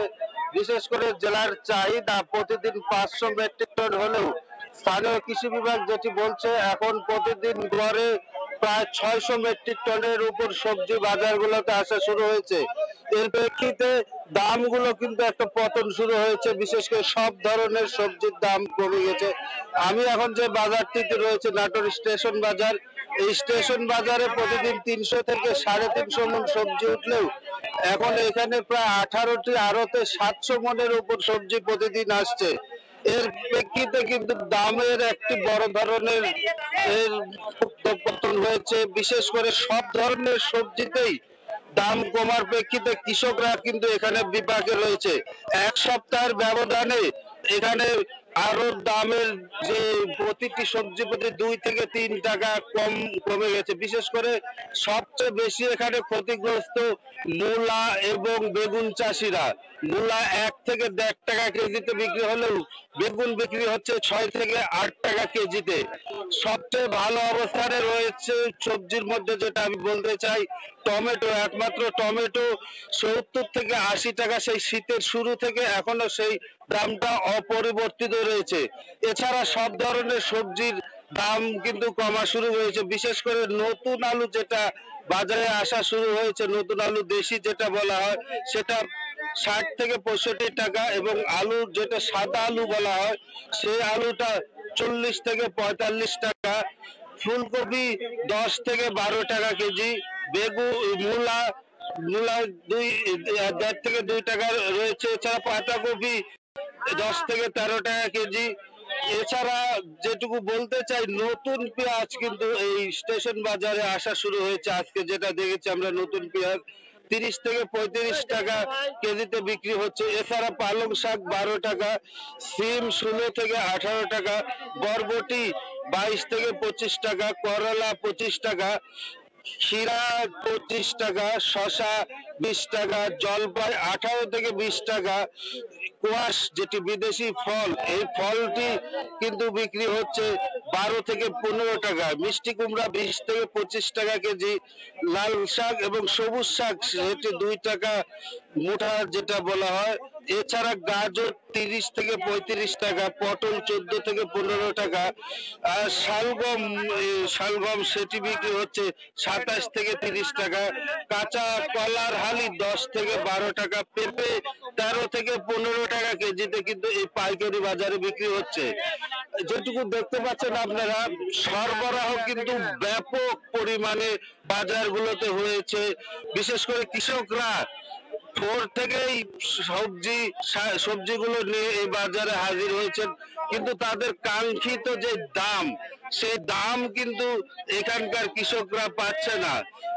চলতি বছর নাটোরের জেলায় কৃষি বিভাগ 5,500 হেক্টর জমিতে সবজি চাষের লক্ষ্যমাত্রা নির্ধারণ করে। গতকাল পর্যন্ত প্রায় 4,450 হেক্টর জমিতে সবজির ফসল আবাদ হয়েছে। এছাড়া গত সপ্তাহ থেকে যে ফসলগুলো উঠা শুরু হয়েছে, এর মানে বর্তমানে যে পরিস্থিতি রয়েছে প্রতিদিন কিন্তু আপনার যে 600-650 মেট্রিক টন সবজি ওঠা শুরু হয়েছে। এটি কিন্তু আরো বাড়বে বলে স্থানীয় কৃষি বিভাগ জানায়। বিশেষ করে চলতি মাস পর্যন্ত সবজি রোপণ কাজ অব্যাহত থাকবে। এর প্রেক্ষিতে 5,500 হেক্টরের ওপর যে কৃষি বিভাগের লক্ষ্যমাত্রা হয়েছে সেটি অতিক্রম করবে বলে কৃষি বিভাগ একটা ধারণা করছে। আর বর্তমানে যে পরিমাণ সবজি রোপণ হয়েছে বা আবাদ হয়েছে এই সবজিতে সেটি 1,20,000 মেট্রিক টন উৎপাদন হবে বলে কৃষি বিভাগ সেটি জানিয়েছে। বিশেষ করে এখন 500 থেকে 550-600 মেট্রিক টন সবজি কর্তন শুরু হলেও এটি কিন্তু ডিসেম্বরের মাঝামাঝি পরে গিয়ে আরো বৃদ্ধি হবে। বিশেষ করে আপনার ডিসেম্বরের শেষ সপ্তাহ থেকে প্রতিদিন 1 থেকে 1,500 মেট্রিক টন সবজি 1 থেকে 1,500 মেট্রিক টন সবজি 1 থেকে 1,500 মেট্রিক টন সবজি কর্তন শুরু হলে এই কৃষকদের আরো ভয়াবহ অবস্থা সৃষ্টি হবে। এখানকার আমি যে ব্যবসায়ী আছে তাদের সাথে আমি কথা বলে যেটুকু জানতে পেরেছি, তারা যেটি বলছেন যে বাইরের জেলার যে ব্যাপারীগুলো আসেন সেই তারা কিন্তু না আসার কারণে জেলার সবজিগুলোই জেলার চাহিদা মিটিয়ে উদ্বৃত্ত থাকার কারণে দাম কমছে। কৃষকদের সাথে যেটি কথা বলেছি তারা যেটুকু বলছেন যে সংরক্ষণ করা গেলে তারা উপকৃত হতেন এবং ক্ষতিগ্রস্ত কম হতেন। তো এই ছিল নাটোর স্টেশন বাজারের সবজি বাজার থেকে আমার কাছে সর্বশেষ। নাটোর স্টেশন বাজার থেকে সবজি বেচাকেনার খবর নিয়ে আমাদের সঙ্গে সরাসরি যুক্ত হয়ে জানাচ্ছিলেন সহকর্মী আল মামুন। বছরের পর বছর অব্যবস্থাপনাতেই আটকে আছে রাজধানীর বাজারগুলো, এখনো গড়ে ওঠেনি পণ্য ওঠানামার নির্দিষ্ট কোনো স্থান। তাই তো রাতের বেলায় দেশের বিভিন্ন অঞ্চল থেকে আসা ট্রাকের মালামাল নামানো হয় রাস্তা বন্ধ করে। কামরুল হাসান সবুজের রিপোর্ট। রাতের ঢাকার এই ব্যস্ততা দিনের ঢাকাকে সেবা দিতে দেশের বিভিন্ন অঞ্চল থেকে আসা ট্রাক থেকে নামছে ছাগল, মাছ, মুরগি, সবজি সহ নগর জীবনে দরকারি নানা পণ্য, যা পূরণ করবে রাজধানীবাসীর দিনভরের চাহিদা। যদিও মহামারীকালে পুষ্টির যোগানদাতাদের কোনো নজরই নেই নিজেদের স্বাস্থ্য সুরক্ষায়। কারণ বাজার থেকে এই মাল যাবো যাত্রাবাড়ি, আমরা এই কাজ করি, লিভারি কাজ করি, ভিতরে জাম দেখে রাস্তায় উঠাইতেছে। রাত 11টা থেকে 7টা পর্যন্ত সকাল, দিনে ঘুমাই। এই রাস্তাগুলো আমরা মাল যখন লামাই আধা ঘন্টা যে সাফা হয়ে যায়, শরীর ভিজা দেন, পুরা শরীর ভিজা রয়েছেন, তখন মাছ রাখবো এইভাবে। এসব শ্রমিকরা রোজ রাতেই এমন কর্মব্যস্ত হয়ে ওঠেন। ট্রাক থেকে তড়িৎ গতিতে পণ্য নামাতে হয় তাদের, কারণ কয়েকশো বছরের পুরনো এই শহরে এখনো গড়ে তোলা সম্ভব হয়নি পণ্য ওঠানো ও নামানোর পরিকল্পিত কোনো ব্যবস্থা। তাই তো ভরসা রাতের ফাঁকা রাস্তা। মাছ নামালে তো গাড়ি তো লাগবেই, এখানে তো রাস্তা, যদি পার্কিং এর জায়গা থাকতো তাহলে সুবিধা হইতো। ফাঁকা মাঠের মধ্যে বা একটা আলাদা স্থান হলে এটা তো সুবিধা, সকলের জন্য সুবিধা। ঘুমন্ত নগরীতে একদম যে ঝুট ঝামেলা ছাড়াই কাজ শেষ করা যাচ্ছে ঠিক তাও না। এখন রাস্তাঘাট সিঙ্গেল হয়েছে না, যানজট তো হবে। এই জায়গাটা অনেক জাম হয়ে জায়গা এই আরোদের কারণে। সমস্যা তো হচ্ছে, দেখতেছেন তো, কাঁচা বাজার টাজার ঢোকে, দিনে কম হয় আর রাতেই চাপ বেশি হয় গাড়ি। বাজার ব্যবস্থাপনার এই অসঙ্গতির কারণে 24 ঘন্টায় একবারই রাজধানীতে পণ্য সরবরাহ করা সম্ভব হয়। নগর সভ্যতায় পণ্য ওঠানামা করার জন্য সুনির্দিষ্ট স্থান বা সুব্যবস্থা কতটা যে জরুরি তা বোঝা যায় এসব জায়গায় দাঁড়ালে। যেখানে একদিকে নাগরিক জীবনের গতি বাড়াতে বাস্তবায়ন করা হচ্ছে মেগা মেগা সব প্রকল্প, ঠিক তারই পাশে গতি রোধ করে পূরণ করা হচ্ছে নিত্যদিনের নাগরিক চাহিদা। কামরুল হাসান সবুজ, সময় সংবাদ, ঢাকা। বগুড়ার হাট বাজারগুলোতে বেড়েছে সব ধরনের চালের দাম। প্রকারভেদে মোটা চিকন চাল কেজি প্রতি 2 থেকে 5 টাকা বেড়েছে। পাইকারি বিক্রেতারা বলছেন ধানের দাম বাড়ায় চালের দাম বেড়েছে। ক্রেতারা বলছেন রোজগার না বাড়লে চালের বাড়তি দামে হিমশিম খাচ্ছেন তারা। বিস্তারিত মাজিদুর রহমানের রিপোর্টে ছবি তুলেছেন রফিউল ইসলাম। বগুড়ার হাট বাজারগুলোতে আমন ধানের নতুন চাল উঠলেও দাম কমেনি, বরং নতুন পুরাতন প্রকারভেদে চালের কেজিতে বেড়েছে 2 থেকে 5 টাকা। বাজারে ধানের দাম বাড়ায় চালের দাম বেড়েছে বলে জানান পাইকারি বিক্রেতারা। কিনে খাওয়া রিক্সা চালকরা কিনে খাইতে অনেক তারা দাম শুনে মাথে হাত। চাউলের পত্তা পড়ে 46 থেকে 47 টাকা চাউলের পত্তাই পড়ে আপনি, আর খোলা বাজারে বিক্রি হচ্ছে 44 টাকা 45 টাকা। চাল ঠিক আসতেছে, এই চালের দাম বেশি, মানে যা দরকার তাই কিনতেছে। জনগণ বুঝতেছে না যে বাজার বাড়তে। ক্রেতারা বলছেন নতুন ধান উঠলে বাজারে চালের দাম কমবে, কিন্তু এবার বাজারে চিত্র উল্টো। করোনার সময় আয় না বাড়লে বাড়তি দামে চাল কিনতে হচ্ছে তাদের। করোনার কারণে তো ইনকাম আরো কমছে বাড়ার চাইতে, কিন্তু চালের দাম তো অনেক বেশি। চাউল আমাকে 52 টাকা 53 টাকা কাটারি চাউল কিনে খাওয়া লাগে, এই জন্য আমাদের মানে সংসারের অভাব অনটন। আমরা তো এখন দেশে হারা হয়ে গেছে, প্রতিদিনই চালের দাম বাড়তেছে। বগুড়ার গুদারপাড়া পাইকারি হাটে প্রতি কেজি কাটারি ভোগ 58 টাকা, বিয়ার 28 52 টাকা, বিয়ার 29 47 থেকে 50 টাকা, রঞ্জিত 45 টাকা এবং মোটা মামুন বিয়ার 11 40 টাকা কেজি দরে বিক্রি হচ্ছে।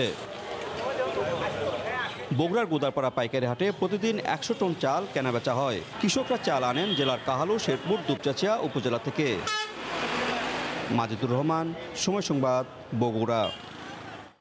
রাজশাহী মহানগরীর নওদাপাড়া মাছের আড়তে বিভিন্ন পুকুরের তাজা মাছের বাজার সরবরাহ বেড়েছে। এই মুহূর্তে সেখানে আছেন সহকর্মী রাকিবুল হাসান, সরাসরি যুক্ত হচ্ছে তার সঙ্গে। রাকিবুল। ধন্যবাদ ফয়সাল।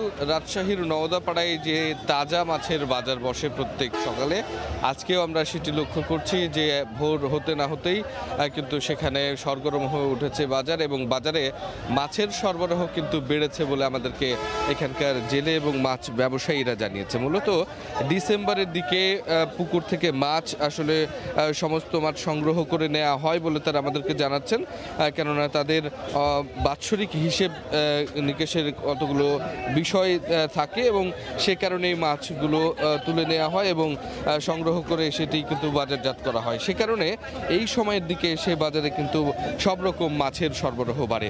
একই সাথে শীতের কারণে যেহেতু নদী এবং খাল বিলে খাল বিলের যে মাছ, যেটা মৎস্য সম্পদ অধিদপ্তর যেটি বলে যে রাজশাহীতে বাৎসরিক মাছের এই নদী এবং খাল বিলের 15% মাছের সরবরাহ হয়, সেটিও এই সময় কমে যায়।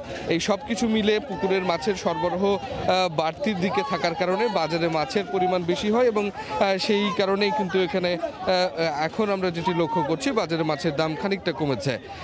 এবং বেশ কয়েকজন ব্যবসায়ীর সাথে আমরা সকাল থেকেই কথা বলছিলাম, তারা যেটি বলছিলেন যে বিশেষ করে কাপ জাতীয় যে সমস্ত মাছ, রুই, সিলভার কাপ বা মৃগেল, এই সমস্ত মাছের কিন্তু আসলে দাম কমেছে। এছাড়া যে ছোট মাছ যেগুলো, সেগুলো কিন্তু দাম অপরিবর্তিত রয়েছে এবং সেগুলো আগের মতোই আসলে দাম হাঁকছেন।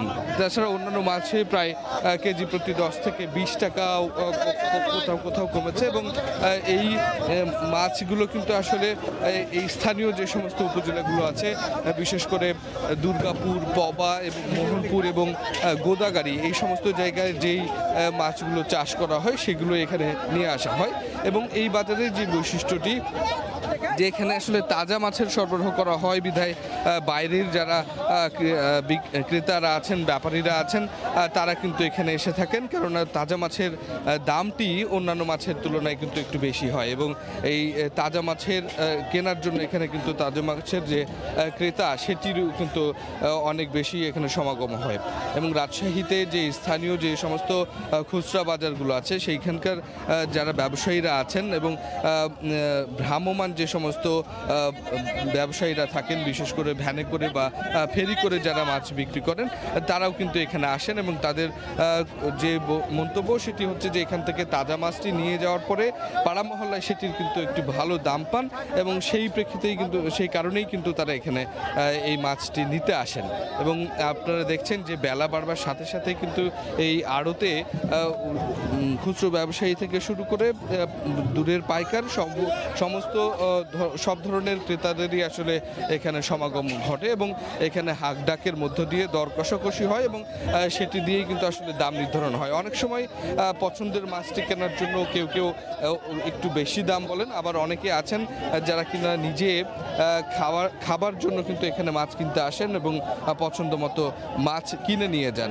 আমরা একটু আপনাদেরকে একটু দেখাতে যাই যে এখানে যে ছোট ছোট চৌবাচ্চা করে রাখা হয়, যাতে করে এই মাছগুলো এখানে জীবিত থাকতে পারে, এবং পরবর্তীতে কিন্তু এগুলো সংরক্ষণ করে পরবর্তীতে ট্রাক যোগে কিন্তু এখান থেকে ঢাকা, সিলেট এবং অন্যান্য যে দূরের জেলাগুলো থেকে যারা ক্রেতারা আসেন, তারা কিন্তু সেখানে নিয়ে যান। এবং আমরা এখানে যে বড় মাছগুলো দেখছি, সেগুলোও কিন্তু আসলে তাজা অবস্থাতেই নিয়ে যাওয়া হবে। এই কারণে ঠিক বাজারের পেছনের দিকে এখানে যারা এই বাজারের যারা আছেন ব্যবসায়ীরা, তারা কিন্তু বিশেষ ব্যবস্থা রেখেছেন হাউস করে সেখানে মাছ রাখার জন্য, যাতে করে অনেক বেশি পরিমাণে আসলে মাছ রাখা যায়, সেই ব্যবস্থাটি তারা এখানে করে রেখেছেন। এছাড়া এই মাছের বাজারের যারা এখানকার ব্যবসায়ী বা যারা এখানকার দায়িত্বরত আছেন, তাদের সাথে কথা বলছিলাম। তারা আমাদেরকে যেটি জানিয়েছেন যে আসলে এই বাজারে সকল ব্যবস্থাই আসলে তারা করে রাখেন ব্যবসায়ীদের জন্য, যাতে করে তাদের বেচা কেনার সুবিধা হয়। হয়, প্রশাসনিক সুবিধা তারা দেন।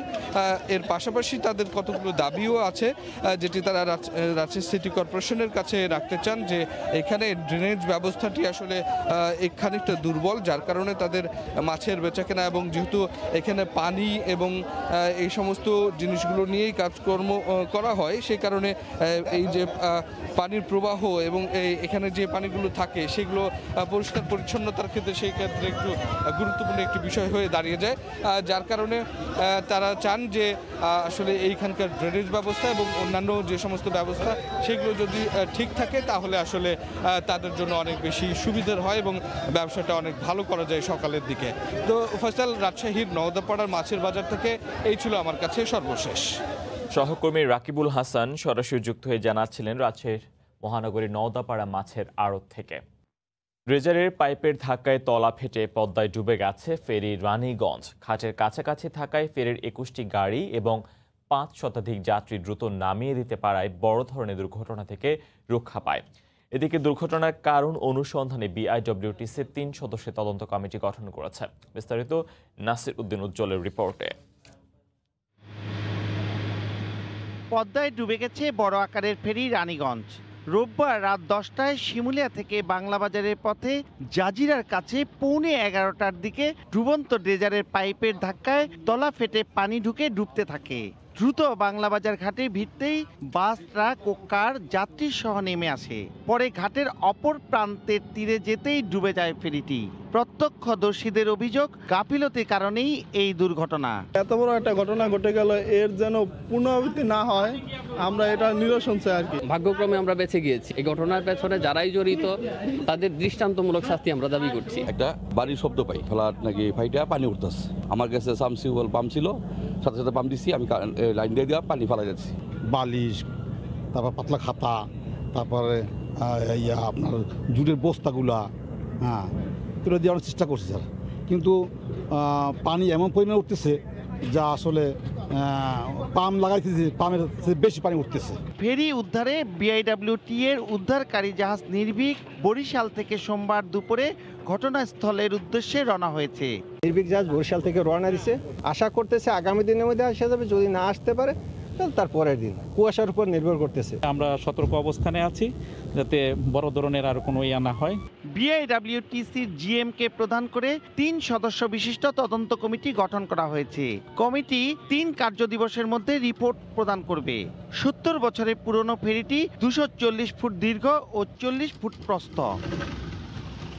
নাসির উদ্দিন উজ্জ্বল, সময় সংবাদ, মুন্সিগঞ্জ। ঘন কুয়াশার কারণে রাত থেকে শিমুলিয়া বাংলাবাজার নৌরুটে ফেরি চলাচল বন্ধ রয়েছে। এই মুহূর্তে ঘাট এলাকায় আছেন সহকর্মী নাসির উদ্দিন উজ্জ্বল, সরাসরি যুক্ত হচ্ছে তার সঙ্গে। উজ্জ্বল। ফয়সাল, এই শিমুলিয়া বাংলাবাজার নৌপথ কিন্তু এখন ঘন কুয়াশায় চাদরে পুরো ঢাকা পড়ে আছে। সে কারণে কিন্তু ফেরিগুলো একেবারে স্থবির বসে আছে এবং যানবাহন ভর্তি করে শিমুলিয়ার যে 3 নম্বর ঘাট, সেখানে আমরা দেখতে পাচ্ছি যে 3টি ফেরি অলস বসে আছে এবং সেটি কিন্তু গেল রাত এই 12:30 থেকে এই পরিস্থিতি চলমান রয়েছে। এবং আপনারা জানেন যে গলকারও কিন্তু 8.25 ঘন্টা এই নৌরুটে ফেরি চলাচল বন্ধ ছিল এই ঘন কুয়াশার কারণে, এবং এর আগের দিন 6.25 ঘন্টা। এইভাবে কিন্তু এই শীত মৌসুমে গেল 3 দিন হলো যে ফেরি চলাচল মারাত্মকভাবে বিঘ্নিত হচ্ছে। সে কারণে কিন্তু ঘাটের দুপাশে শত শত যানবাহন অপেক্ষা করছে। সেখানেই কনকনে শীতের মধ্যে যাত্রীরাই কষ্ট ভোগ করছেন এবং এখানকার যে পরিবেশটি হচ্ছে ফয়সাল, যে এত রাত থেকে যে এই নাইট কোচ এবং অ্যাম্বুলেন্স, নানা ধরনের যানবাহন, পণ্যবাহী ট্রাক, কাভার্ড ভ্যান এগুলো যে অপেক্ষারত আছে এবং এই ঘাটে তাদের যে দুর্বিষহ সময় কাটছে, তার চেয়েও বেশি সমস্যা হচ্ছে কিন্তু যে মাঝ নদীতে 2টো ফেরি কিন্তু আটকে আছে। এই কুয়াশার কারণে তারা নোঙর করতে বাধ্য হয়েছে এবং এই ফেরিগুলো কিন্তু গন্তব্যে যেতে পারছে না। সেখানকার নিরাপত্তা এবং এই কনকনে শীতে যে তাদের অবর্ণনীয় দুর্ভোগ এটি কিন্তু চলছে এবং এরকম প্রতিদিনই চিত্র এটি। এবং এই বহরের 16টি ফেরির মধ্যে কিন্তু এখন 13টি ফেরি চলমান রয়েছে।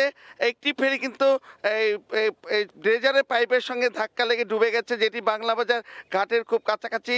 সেই ফেরিটি উদ্ধার করবার জন্য এই বরিশাল থেকে যে উদ্ধারকারী জাহাজ নির্ভীক রওনা হয়েছে, সেটি কিন্তু চাঁদপুরের নোঙ্গর করেছে, সেটিও কুয়াশার কারণে কিন্তু আসতে পারছে না এবং কুয়াশা কাটলেই সেটি রওনা হবে বলে আমাদেরকে দায়িত্বশীলরা জানিয়েছেন।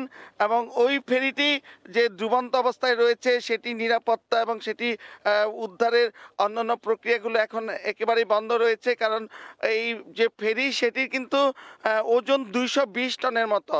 এর পাশে কিন্তু রয়েছে উদ্ধারকারী জাহাজ রুস্তম, সেই রুস্তম কিন্তু মাত্র 70 টন ক্ষমতার, সে কারণে কিন্তু রুস্তমকে ব্যবহার না করে 250 টন ক্ষমতার যে নির্ভীক সেটিকে কিন্তু তলব করা হয়েছে বরিশাল থেকে। নারায়ণগঞ্জের ছিল আরেকটি উদ্ধারকারী জাহাজ, সেটিকে কিন্তু আনা হয়নি এবং নানা কারণেই বলছেন তারা যে ফেরিটি উদ্ধার করা জরুরি। তবে এই ফেরির উদ্ধারের প্রক্রিয়ার সঙ্গে যারা আছেন তারা কিন্তু কাজ শুরু করেছেন এবং সেইখানে যে তদন্ত কমিটি গঠিত হয়েছে 3 সদস্যের, তারা গতকালও কিন্তু সরজমিন ঘুরে গেছেন, আজকেও এখানে আসবার কথা রয়েছে।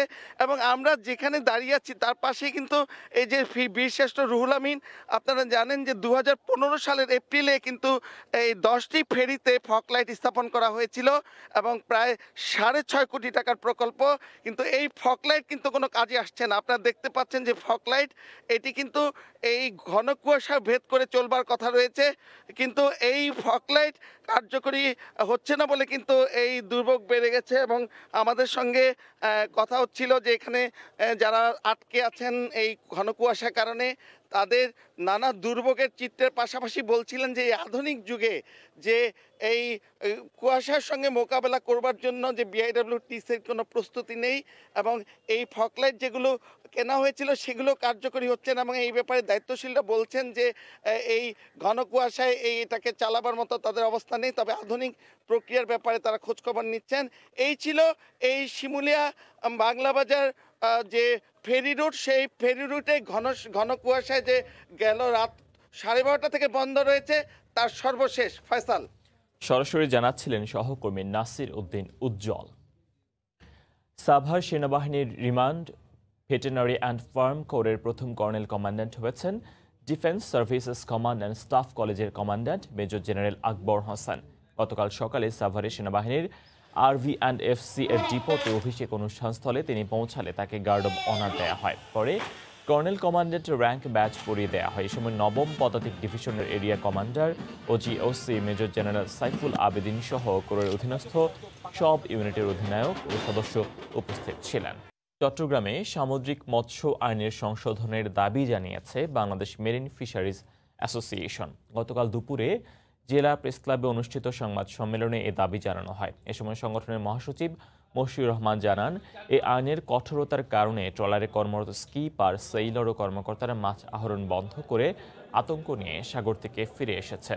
এই মৌসুমে আহরণ বন্ধ থাকলে ক্ষতির সম্মুখীন হবেন ব্যবসায়ীরা।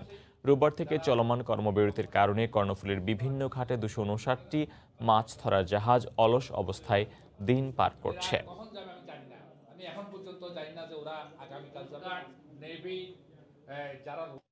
ঘন কুয়াশার কারণে ফেরি চলাচল বন্ধ রয়েছে পাটুরিয়া দৌলতদিয়া নৌ রুটে। এই মুহূর্তে পাটুরিয়া ঘাট এলাকায় আছেন সহকর্মী ইউসুফ আলী। সরাসরি যাচ্ছি তার কাছে। ইউসুফ। ফয়সাল, মানিকগঞ্জের আসলে পাটুরিয়া দৌলতদিয়া রুটে দীর্ঘ কিন্তু 8 ঘন্টা অতিবাহিত হয়ে গেছে। আসলে ঘন কুয়াশার কারণে পাটুরিয়া দৌলতদিয়া রুটে সম্পূর্ণ বন্ধ রয়েছে। এই মুহূর্তে কিন্তু আসলে পাটুরিয়া দৌলতদিয়া উভয় ঘাট এলাকায় কমপক্ষে 3 সহস্রাধিক অর্থাৎ 3000-এর উপরে যানবাহনটা পারে অপেক্ষায় রয়েছে। আর হাজার হাজার যাত্রী কিন্তু এখানে এই শীতে এবং তীব্র কুয়াশার ভিতরে তারা কিন্তু আসলে কষ্ট করছে, একটু দুর্ভোগ পোহাচ্ছে। সেক্ষেত্রে কিন্তু আমি এটা আসলে যাত্রীদের সাথে কথা বলেছি, শ্রমিকদের সাথে কথা বলেছি, তারা বলছে আসলে এটা তাদের দীর্ঘদিনের একটা সমস্যা। তো সে সমস্যা কিন্তু সমাধান হচ্ছে না। ইতিপূর্বেই কিন্তু 6 কোটি টাকার একটি প্রজেক্টের মাধ্যমে ফগ লাইটের ব্যবস্থা করেছিল, কিন্তু সেটা কোনো কাজে আসেনি। তবে এই মুহূর্তে যারা সবজিবাহী আছে দক্ষিণ পশ্চিম অঞ্চল থেকে ঢাকাগামী, তারা কিন্তু বেশ দুর্ভোগের মধ্যে রয়েছে। এটা আসলে দৌলতদিয়া প্রান্তে তারা কিন্তু আসলে সময় মতো সেইটি আসলে বাজার বা রাজধানীতে বাজার ধরা তাদের সম্ভব হচ্ছে না। সেই ক্ষেত্রে কিন্তু তারা অনেক প্রত্যেকদিন তারা লসের মুখে দেখাচ্ছে এই ঘন কুয়াশার কারণে। এটা আপনাকে যদি একটু দেখাই যে এই মুহূর্তে এটা আসলে যে দীর্ঘ থেকে দীর্ঘ কিন্তু হচ্ছে যানবাহনের সারি। আসলে মানুষ কিন্তু অপেক্ষা করছে, চারদিকে কিন্তু শুধু ঘাট এলাকাতে যানবাহন আর যানবাহন। একটা হাজারো দর্শক কিন্তু শুধু এইটা 1 ঘন্টার যে নদীটুকু পার হওয়ার জন্য কিন্তু তারা আসলে অপেক্ষা করছে। তো সেই ক্ষেত্রে কিন্তু আসলে যাত্রী এবং শ্রমিকরা বলছে আসলে এটা যে আধুনিক যে উপকরণ রয়েছে, ছোট ছোট ফেরি যেগুলো আসলে এই যে ঘন কুয়াশার মধ্যে চলতে পারে, এটা যদি ব্যবস্থা করা যেত তাহলে কিন্তু এটা অনেকটাই আসলে এই যে ঘন কুয়াশার যে দুর্ভোগ লাঘব করা সম্ভব বলে তারা মনে করছে। যদি ফয়সাল একটু আমি যারা দুর্ভোগে রয়েছে তাদের সাথে একটু কথা বলি। এটা আসলে আপনি কতক্ষণ ধরে আসলে যে দুর্ভোগে রয়েছেন, আর কতক্ষণ ধরে এই দুর্ভোগে রয়েছেন, আসলে এটা কি আপনারা চান? ধন্যবাদ। আমি মধ্যরাতে এখানে আসছি ফ্যামিলি সহ গাড়ি দিয়ে। তো এসে এখানে যে গাড়ি জ্যামের দুর্ভোগের মধ্যে আছি সেটা সীমার বাইরে। এখানে কোনো পর্যাপ্ত বাথরুমের ব্যবস্থা নাই, পানির ব্যবস্থা নাই। তো ফেরি স্বল্পতা, ছোট ছোট ফেরি দিয়ে যদি এই ছোট গাড়িগুলা পারাপার করা যেত তাহলে খুব ভালো হতো। ধন্যবাদ। আসলে ফয়সাল শুনছিলেন যেটা আসলে হাজার হাজার যে যাত্রী তারা কিন্তু আসলে একটা চরম দুর্ভোগে রয়েছে। তারা বলছে এখানে খাবার সমস্যা, টয়লেটের সমস্যা, নানাবিধ কিন্তু সমস্যাও রয়েছে। সবকিছু মিলে পাটুরিয়া দৌলতদিয়া রোডে আসলে নিয়মিত 13টি ফেরি চলাচল করছিল। আজকে সবগুলো ফেরি বন্ধ রয়েছে। এই ছিল আমার কাছে পাটুরিয়া ঘাট থেকে ফয়সাল সর্বশেষ অবস্থা। মানিকগঞ্জের পাটুরিয়া ঘাট এলাকা থেকে সরাসরি যুক্ত হয়ে জানাচ্ছিলেন সহকর্মী ইউসুফ আলী। ভোরের সময়ে আরও থাকছে, আন্তর্জাতিক ক্রিকেটে না খেলেও আইসিসি টেস্ট র্যাঙ্কিংয়ে 4 নম্বরে সাকিব আল হাসান, হোল্ডারকে ছাপিয়ে শীর্ষে ইংলিশ বেন স্টোকস।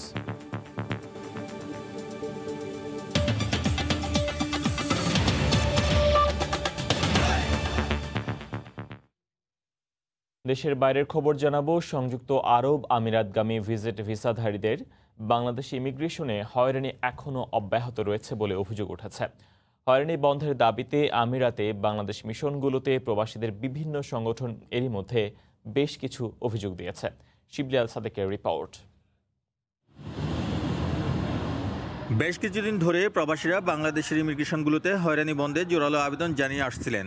এরই মধ্যে তারা বাংলাদেশ দূতাবাস এবং কনসুলেট সহ মাননীয় প্রধানমন্ত্রীর বরাবর স্মারকলিপি জমা দিয়ে বিষয়টির দ্রুত সমাধান চেয়েছেন। কিন্তু পরিস্থিতির তেমন কোনো পরিবর্তন না হওয়ায় হতাশ প্রবাসী বাংলাদেশিরা। বাংলাদেশে এবং সকল দেশের নাগরিকদেরকে ভিজিটে সেখানে রেসিডেন্স ভিসা 2 বছরের বোর্ডিং ভিসার সুবিধা দিচ্ছে। সেক্ষেত্রে এই সুবিধাটা আমরা দেখেন হাতছাড়া হওয়ার উপক্রম হয়ে গেছে, কারণ আমাদের দেশে এয়ারপোর্টে হয়রানির কারণে। হয়রানি বন্ধে প্রবাসীদের জোরালো দাবির পরিপ্রেক্ষিতে ঢাকা ইমিগ্রেশনে পরিস্থিতি কিছুটা স্বাভাবিক হলেও চট্টগ্রাম ইমিগ্রেশনে এখনো হয়রানি অব্যাহত আছে বলে জানিয়েছেন ভুক্তভোগীরা। প্রবাসীদের রেমিটেন্স যোদ্ধা বলে তাদেরকে যেন সুস্থভাবে এয়ারপোর্ট থেকে ক্রস করতে পারে, এই দেশে আসতে পারে, এই দেশে আসে কাজ করতে পারে। প্রবাসীদের অভিযোগ, ইমিগ্রেশন পুলিশকে ঘুষ না দিলে নানা অজুহাতে পাসপোর্টে সিল মেরে কালো তালিকাভুক্ত করে ফেরত পাঠিয়ে দেওয়া হচ্ছে। বর্তমানে সংযুক্ত আরব আমিরাতে শ্রম রপ্তানিকারক দেশের নাগরিকদের জন্য সরাসরি ভিসা দেওয়ার পরিবর্তে ভিজিটে এসে ভিসা লাগানোর ব্যবস্থা রাখা হয়েছে, যা বাংলাদেশের জন্যও প্রযোজ্য। তবে বরাবরই বাংলাদেশের ইমিগ্রেশনে হয়রানির অভিযোগ উঠছে। শিবলি আল সাদিক, সময় সংবাদ, সংযুক্ত আরব আমিরাত। করোনার দ্বিতীয় ধাক্কায় টালমাটাল দক্ষিণ আফ্রিকা। দেশটিতে এখনও পর্যন্ত 22,000-এর বেশি মানুষের মৃত্যু হয়েছে। আক্রান্ত হয়েছেন 8 লাখেরও বেশি। সংক্রমণ নিয়ন্ত্রণে কঠোর স্বাস্থ্যবিধি আরোপ করেছে দেশটির সরকার। দক্ষিণ আফ্রিকা থেকে মিজানুর রহমান রাসেলের রিপোর্ট। দক্ষিণ আফ্রিকায় করোনা পরিস্থিতি কিছুদিন স্বাভাবিক থাকলেও গেল নভেম্বরের শেষ দিক থেকে সংক্রমণের হার বাড়তে থাকে। নতুন করে করোনার থাবায় আতঙ্কিত প্রবাসী বাংলাদেশিরাও অর্থনৈতিকভাবে ক্ষতিগ্রস্ত হওয়ার আশঙ্কায় তারা। সরকারের কঠোর স্বাস্থ্যবিধির পরও নিয়ন্ত্রণে আনা যাচ্ছে না করোনা। আমরা প্রবাসী বাংলাদেশিরাও ব্যবসায়িকভাবে অনেক ক্ষতিগ্রস্ত হব। তবে সংক্রমণ ঠেকাতে ও অর্থনীতির চাকা সচল রাখতে স্বাস্থ্যবিধি মেনে চলার আহ্বান জানিয়েছেন দেশটির প্রেসিডেন্ট সাইরিল রামাফোসা। পাশাপাশি আগামী 15 জানুয়ারি পর্যন্ত দুর্যোগ ব্যবস্থাপনা আইন জারি থাকবে বলেও জানান তিনি। এরই মধ্যে পোর্ট এলিজাবেথ এবং নেলসন ম্যান্ডেলাকে করোনার হটস্পট ঘোষণা করা হয়েছে। এসব এলাকায় জনসাধারণের চলাফেরার উপর নজরদারি করবে আইন প্রণয়নকারী সংস্থা। দীর্ঘ 6 মাস স্বাভাবিক থাকলেও কোভিড-19 নতুন করে হানা দিয়েছে দক্ষিণ আফ্রিকায়। সংক্রমণের বিস্তার রোধে সরকারের সর্বোচ্চ সতর্কতা, আন্তরিকতা, চিকিৎসা আর কঠোর স্বাস্থ্যবিধির পরও সংক্রমণ বাড়তে থাকায় নতুন করে হুমকির মুখে পড়বে দেশটির অর্থনীতি। মিজানুর রহমান, সময় সংবাদ, দক্ষিণ আফ্রিকা।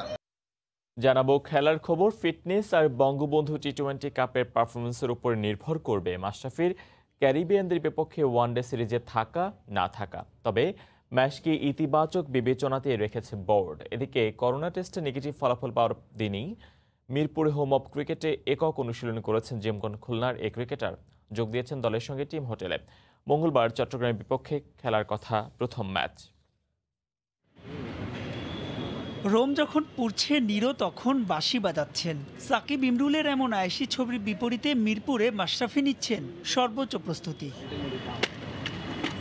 আন্তর্জাতিক টি-20 থেকে আগেই অবসর নেওয়া 37 বছর বয়সী ম্যাশের বঙ্গবন্ধু টি-20 কাপে অংশ নেওয়া নিয়ে শুরু থেকেই তৈরি হয় সাসপেন্সের। তবে সব রহস্যের দাড়ি টেনে লটারি ভাগ্যে তাকে দলে টানে জিমকন খুলনা। এই প্রস্তুতি চলমান টুর্নামেন্টের জন্যই। একাডেমি মাঠে দুপুর 1টা ছুঁয়ে অনুশীলন শুরু করেন মাশরাফি। টানা বোলিং করেন পাক্কা 6 ওভার। খালি চোখে স্পষ্ট তার ফিটনেসের উন্নতি। বাগে এনেছেন সুইং, নিখুঁত তার ডেলিভারি।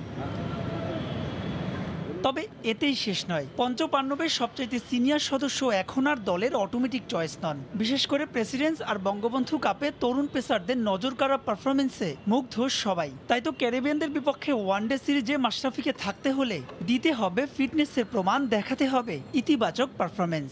মাশরাফি যদি ওরকম থাকে, মনে করো কি ফর্মেটে খেলছে না খেলছে, আমি তো বললাম যে আপনার এখানে শুধু মাশরাফি না, এটা আমাদের একটা আপনার নিয়ম আছে, আমাদের যে সিস্টেম আছে সেই সিস্টেমে সবাই ঢুকে যাবে।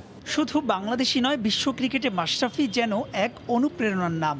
এর আগেও অনেকেই যেখানে তার দেখেছিলেন ইতি, সেখান থেকে ঘুরে দাঁড়িয়েছেন মাশরাফি, করেছেন সব অসাধ্য সাধন। এবারও তেমনই কিছুর প্রত্যাশায় তাকিয়ে মাশরাফির ভক্তরা। মাহবুব রিমন, সময় সংবাদ, ঢাকা। এবারে বঙ্গবন্ধু টি-20 কাপের খবর। অস্তিত্ব টিকিয়ে রাখতে মিনিস্টার গ্রুপ রাজশাহীর মুখোমুখি হবে তামিম ইকবালের ফরচুন বরিশাল। টুর্নামেন্টে খারাপ করার দায়টা কেবল ব্যাটসম্যানদের নয়, বোলাররাও দায়িত্ব পালন করতে ব্যর্থ, এমনটাই মন্তব্য করেছেন বরিশালের পেসার আবু জায়েদ রাহি। ঘুরে দাঁড়িয়ে জয় আদায় করতে মাঠে নামার প্রত্যয় তার। মিরপুরে ম্যাচটা শুরু হবে দুপুর 1টায়। ফরচুন, যার আবিধানিক অর্থ ভাগ্য। ফ্র্যাঞ্চাইজির কল্যাণে নামের আগে ভাগ্যের ছোঁয়া থাকলেও মাঠে তার ছিটে ফোটাও নেই বরিশালের।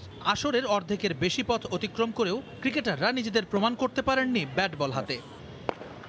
তামিম ইকবালের নেতৃত্বে ব্যাটিং লাইন আপ বেশ শক্তিশালী। মিরাজ, আফিফ থেকে হৃদয়, ইমন। প্রেসিডেন্ট কাপের সেরা ব্যাটসম্যান ইরফান শুকুরও আছেন বরিশাল দলে। তারপরও স্কোরবোর্ডে এমন হতশ্রী অবস্থা। সঙ্গত কারণেই দায়টা বর্তায় ব্যাটসম্যানদের ওপর। তবে একথা মানতে নারাজ রাহি, কেননা বোলারদের অবদান রাখলে চিত্রটা ভিন্ন হতে পারত। বিশ্বাস সিলেটের এই পেসারের। রান হচ্ছে না ঠিক আছে, বাট আমরা যদি এরকম করতে পারতাম যে 2-1টা ম্যাচ অন্যান্য টিমের মতো 80 বা 120-এর ভিতরে আউট করতাম, আমাদের ব্যাটসম্যানরা রিদমে আসতো, টিমও জিততো, তাহলে হয়তো বা আমাদের জন্য ভালো হতো। তো আমরা বোলিং ইউনিটেও আহামরি তেমন একটা ভালো বোলিং করতে পারতেছি না। প্রতিপক্ষ এবার রাজশাহী। নিজেদের হারিয়ে খোঁজা দলটাও থাকবে ছাড় না দেয়া মানসিকতায়। সরোয়ার ইমরান শিষ্যদের অবস্থানটা নেমে গেছে 4 নম্বরে। অবশ্য খুলনার কাছে হারলেও ইনজুরি থেকে ফিরেই ছন্দে আছেন আইকন সাইফুদ্দিন। শান্ত, সোহানরাও মারকাটারি। মেহেদী হাসানের খ্যাপাটে ব্যাটিং আর ছক্কষা বোলিংটা যোগ করলে দারুণ ভারসাম্যে আছে পদ্মাপাড়ের দলটা। তবে তাদের হারানোর কোনো বিকল্প দেখছেন না রাহি। আমার কাছে মনে হয় এই টুর্নামেন্টে হয়তো বা এমন একটা টিম যাবে যে 2টা ম্যাচ জিতছে বা 3টা ম্যাচ জিতছে। তো আমার কাছে মনে হয় যে আমাদের জন্য ফাইনাল ম্যাচটা কালকেই। হারলেই শেষ, তবে ম্যাচটা জিতলে সমীকরণ মেলাতে ভাগ্যের দিকে তাকিয়ে থাকার সুযোগটা অন্তত পাবে বরিশাল। জুম্মান সাদিক, জ্যাভলিন, সময় সংবাদ। বিজয়ের মাসে মৌলভীবাজারে শুরু হয়েছে বীর মুক্তিযোদ্ধা আজিজুর রহমান স্মৃতি কাপ ক্রিকেট টুর্নামেন্ট। গতকাল শ্রীমঙ্গল ও কুলাউড়া উপজেলার মধ্যকার ম্যাচ দিয়ে মাঠে গড়ালো এই আয়োজন। মৌলভীবাজারে জেলা স্টেডিয়ামে শুরু থেকেই শ্রীমঙ্গলের ব্যাটসম্যানদের ওপর চড়াও হয় কুলাউড়ার বোলাররা। ফলাফলে 33 ওভার 1 বলেই 88 রানে গুটিয়ে যায় শ্রীমঙ্গল। 4 উইকেট শিকার করেন কুলাউড়ার সুমন মালাকার। জবাব দিতে নেমে রায়হানের 32 আর শাহেদের অপরাজিত 20 রানে ভর করে 5 উইকেট হাতে রেখে লক্ষ্যে পৌঁছায় কুলাউড়া উপজেলা। স্থানীয় প্রতিভাবান খেলোয়াড়দের মধ্যে জাতীয় পর্যায়ের বেশ কজন ক্রিকেটার থাকায় পুরো ম্যাচ বাড়তি মাত্রা যোগ করেছে। এমন টুর্নামেন্ট নিয়মিত আয়োজনের প্রত্যাশা অংশগ্রহণকারীদের।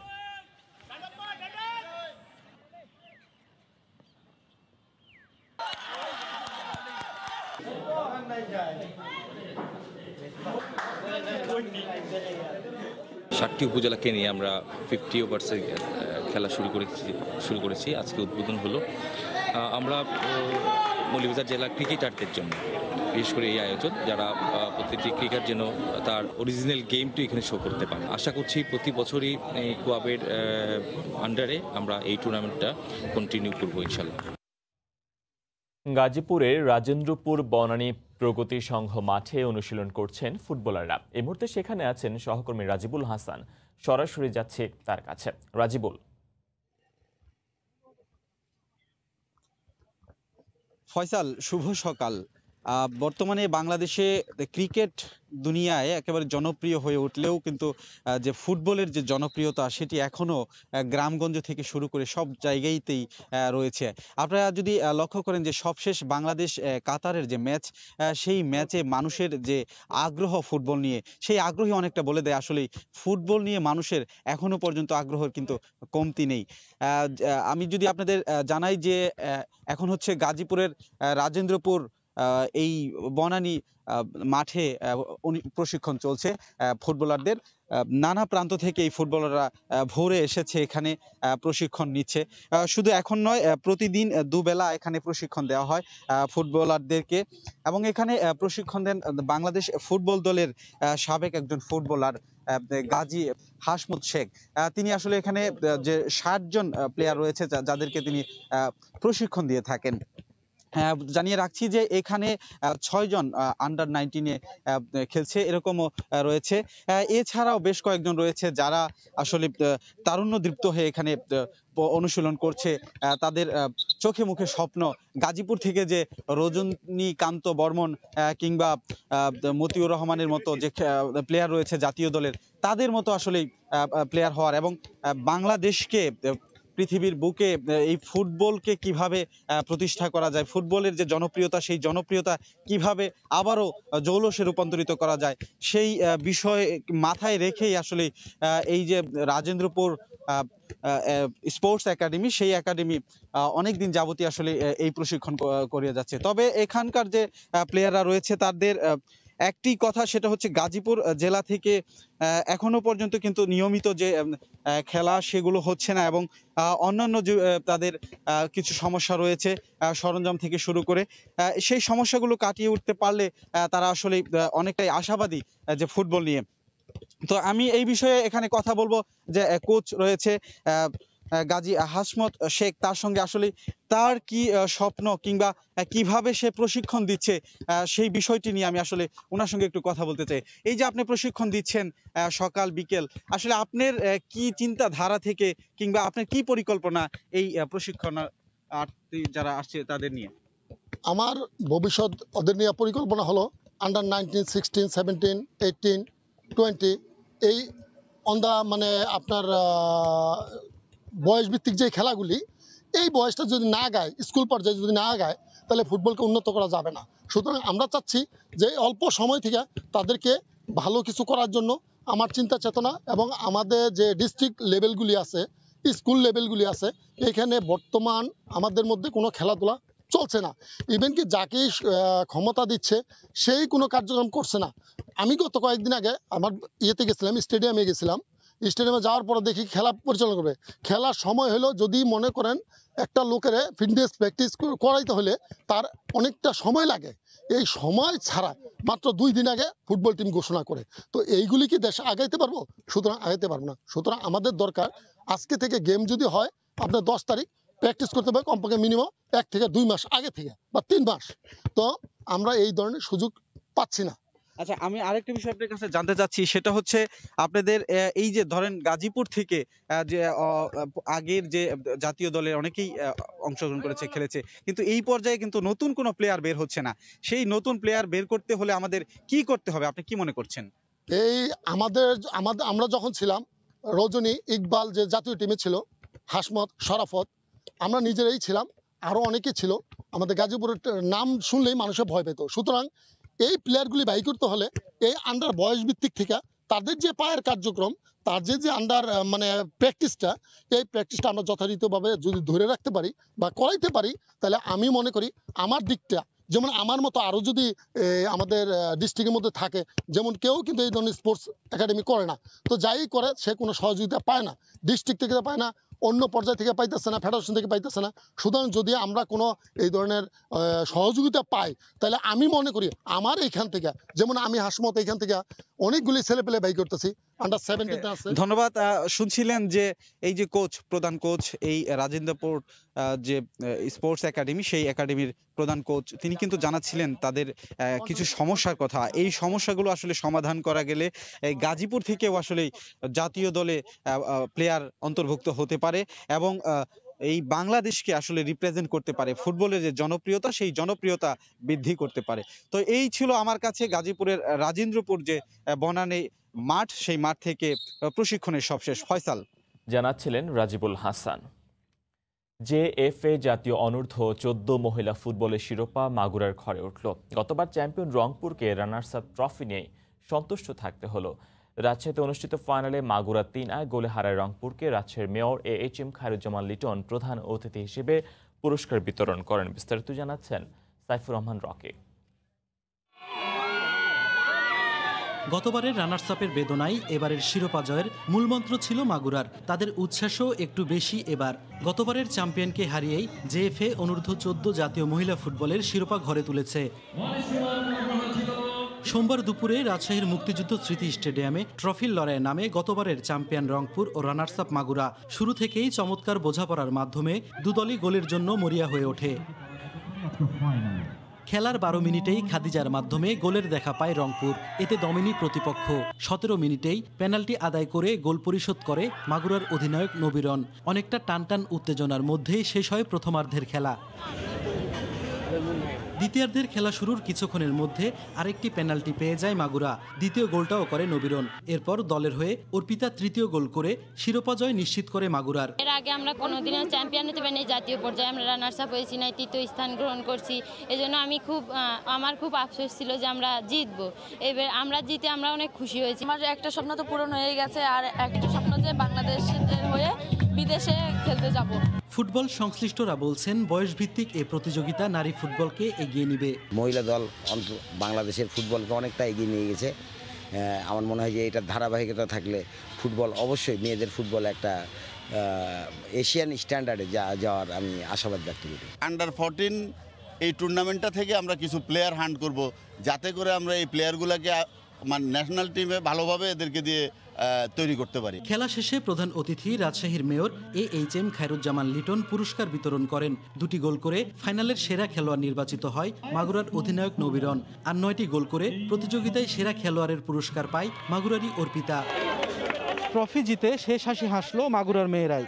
তাদের আশা ভবিষ্যতেও ভালো খেলে লাল সবুজের জার্সি গায়ে দেশের প্রতিনিধিত্ব করা।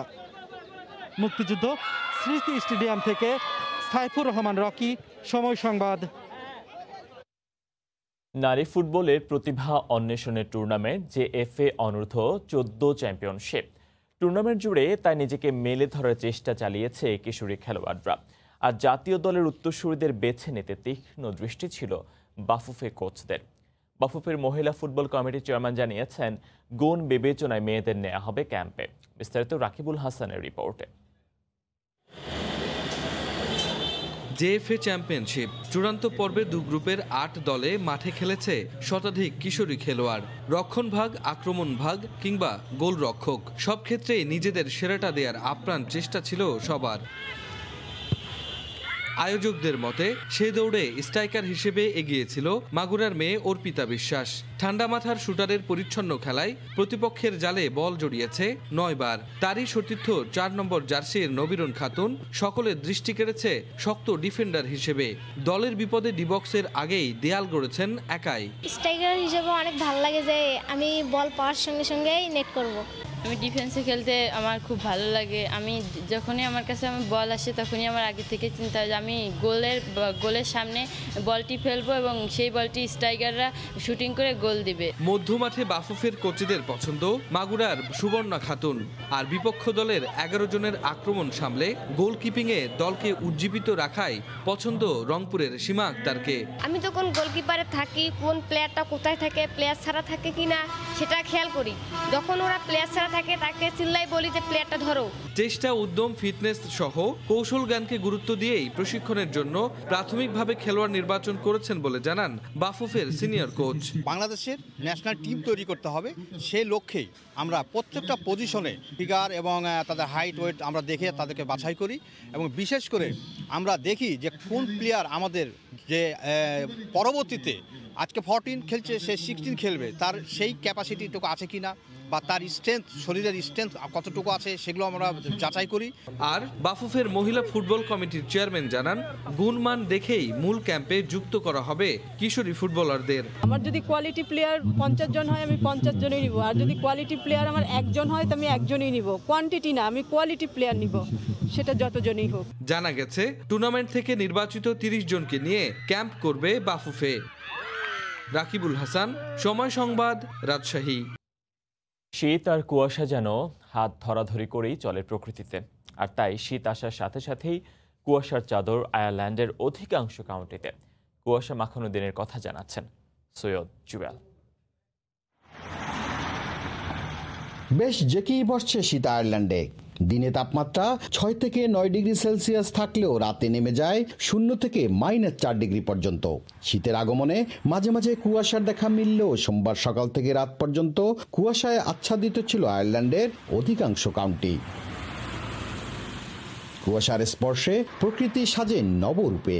হিমহিম আবহাওয়ায় শিশিরের আলতো পরশে সবুজ বনে স্নিগ্ধতার ছড়াছড়ি। প্রকৃতির এই পরিবর্তনে রাজহাঁসের দলের ছোটাছুটি। পাখিরা জবতব হয়ে থাকলেও দল বেঁধে ঘুরে বেড়াতেই যেন আনন্দ। আবার কোনো কোনো পাখিরা আলাদা হয়ে শুধু দুজনেই আপন মনে গাইছে ভালোবাসার গান। সৈয়দ জুয়েল, সময় সংবাদ, আয়ারল্যান্ড। ভোরের সমরে পর্যায়ে শীর্ষ সংবাদ জানিয়ে দিচ্ছে আরেকবার। পদ্মা সেতুর নদী শাসন প্রকল্পের অর্ধেকেরও বেশি কাজ শেষ। শুকনো মৌসুমের সুবিধা নিয়ে পার রক্ষায় দিন রাত চলছে ব্লক ও বালুর বস্তা ভরাট। রাজধানীর বেশিরভাগ বিপণী বিতানের পার্কিংয়ের জায়গা দখলে বাড়ছে যানজট। তদারকির অভাবকে দুষছেন বিশেষজ্ঞরা। মাত্র 1 দশকে ভাষান্তর হয়ে উঠেছে দেশের সবচেয়ে মহিষের বড় চারণভূমি। প্রাণীজ আমিষের চাহিদা মেটাতে বড় ধরনের ভূমিকা রাখতে যাচ্ছে। এবং আজ থেকে ব্রিটেনে শুরু হচ্ছে ফাইজার ও বায়োএনটেকের ভ্যাকসিন প্রয়োগ। করোনা নিয়ন্ত্রণে যুগান্তকারী সফলতার আশা। এই ছিল ভোরের সময়। সঙ্গে থাকুন সময়।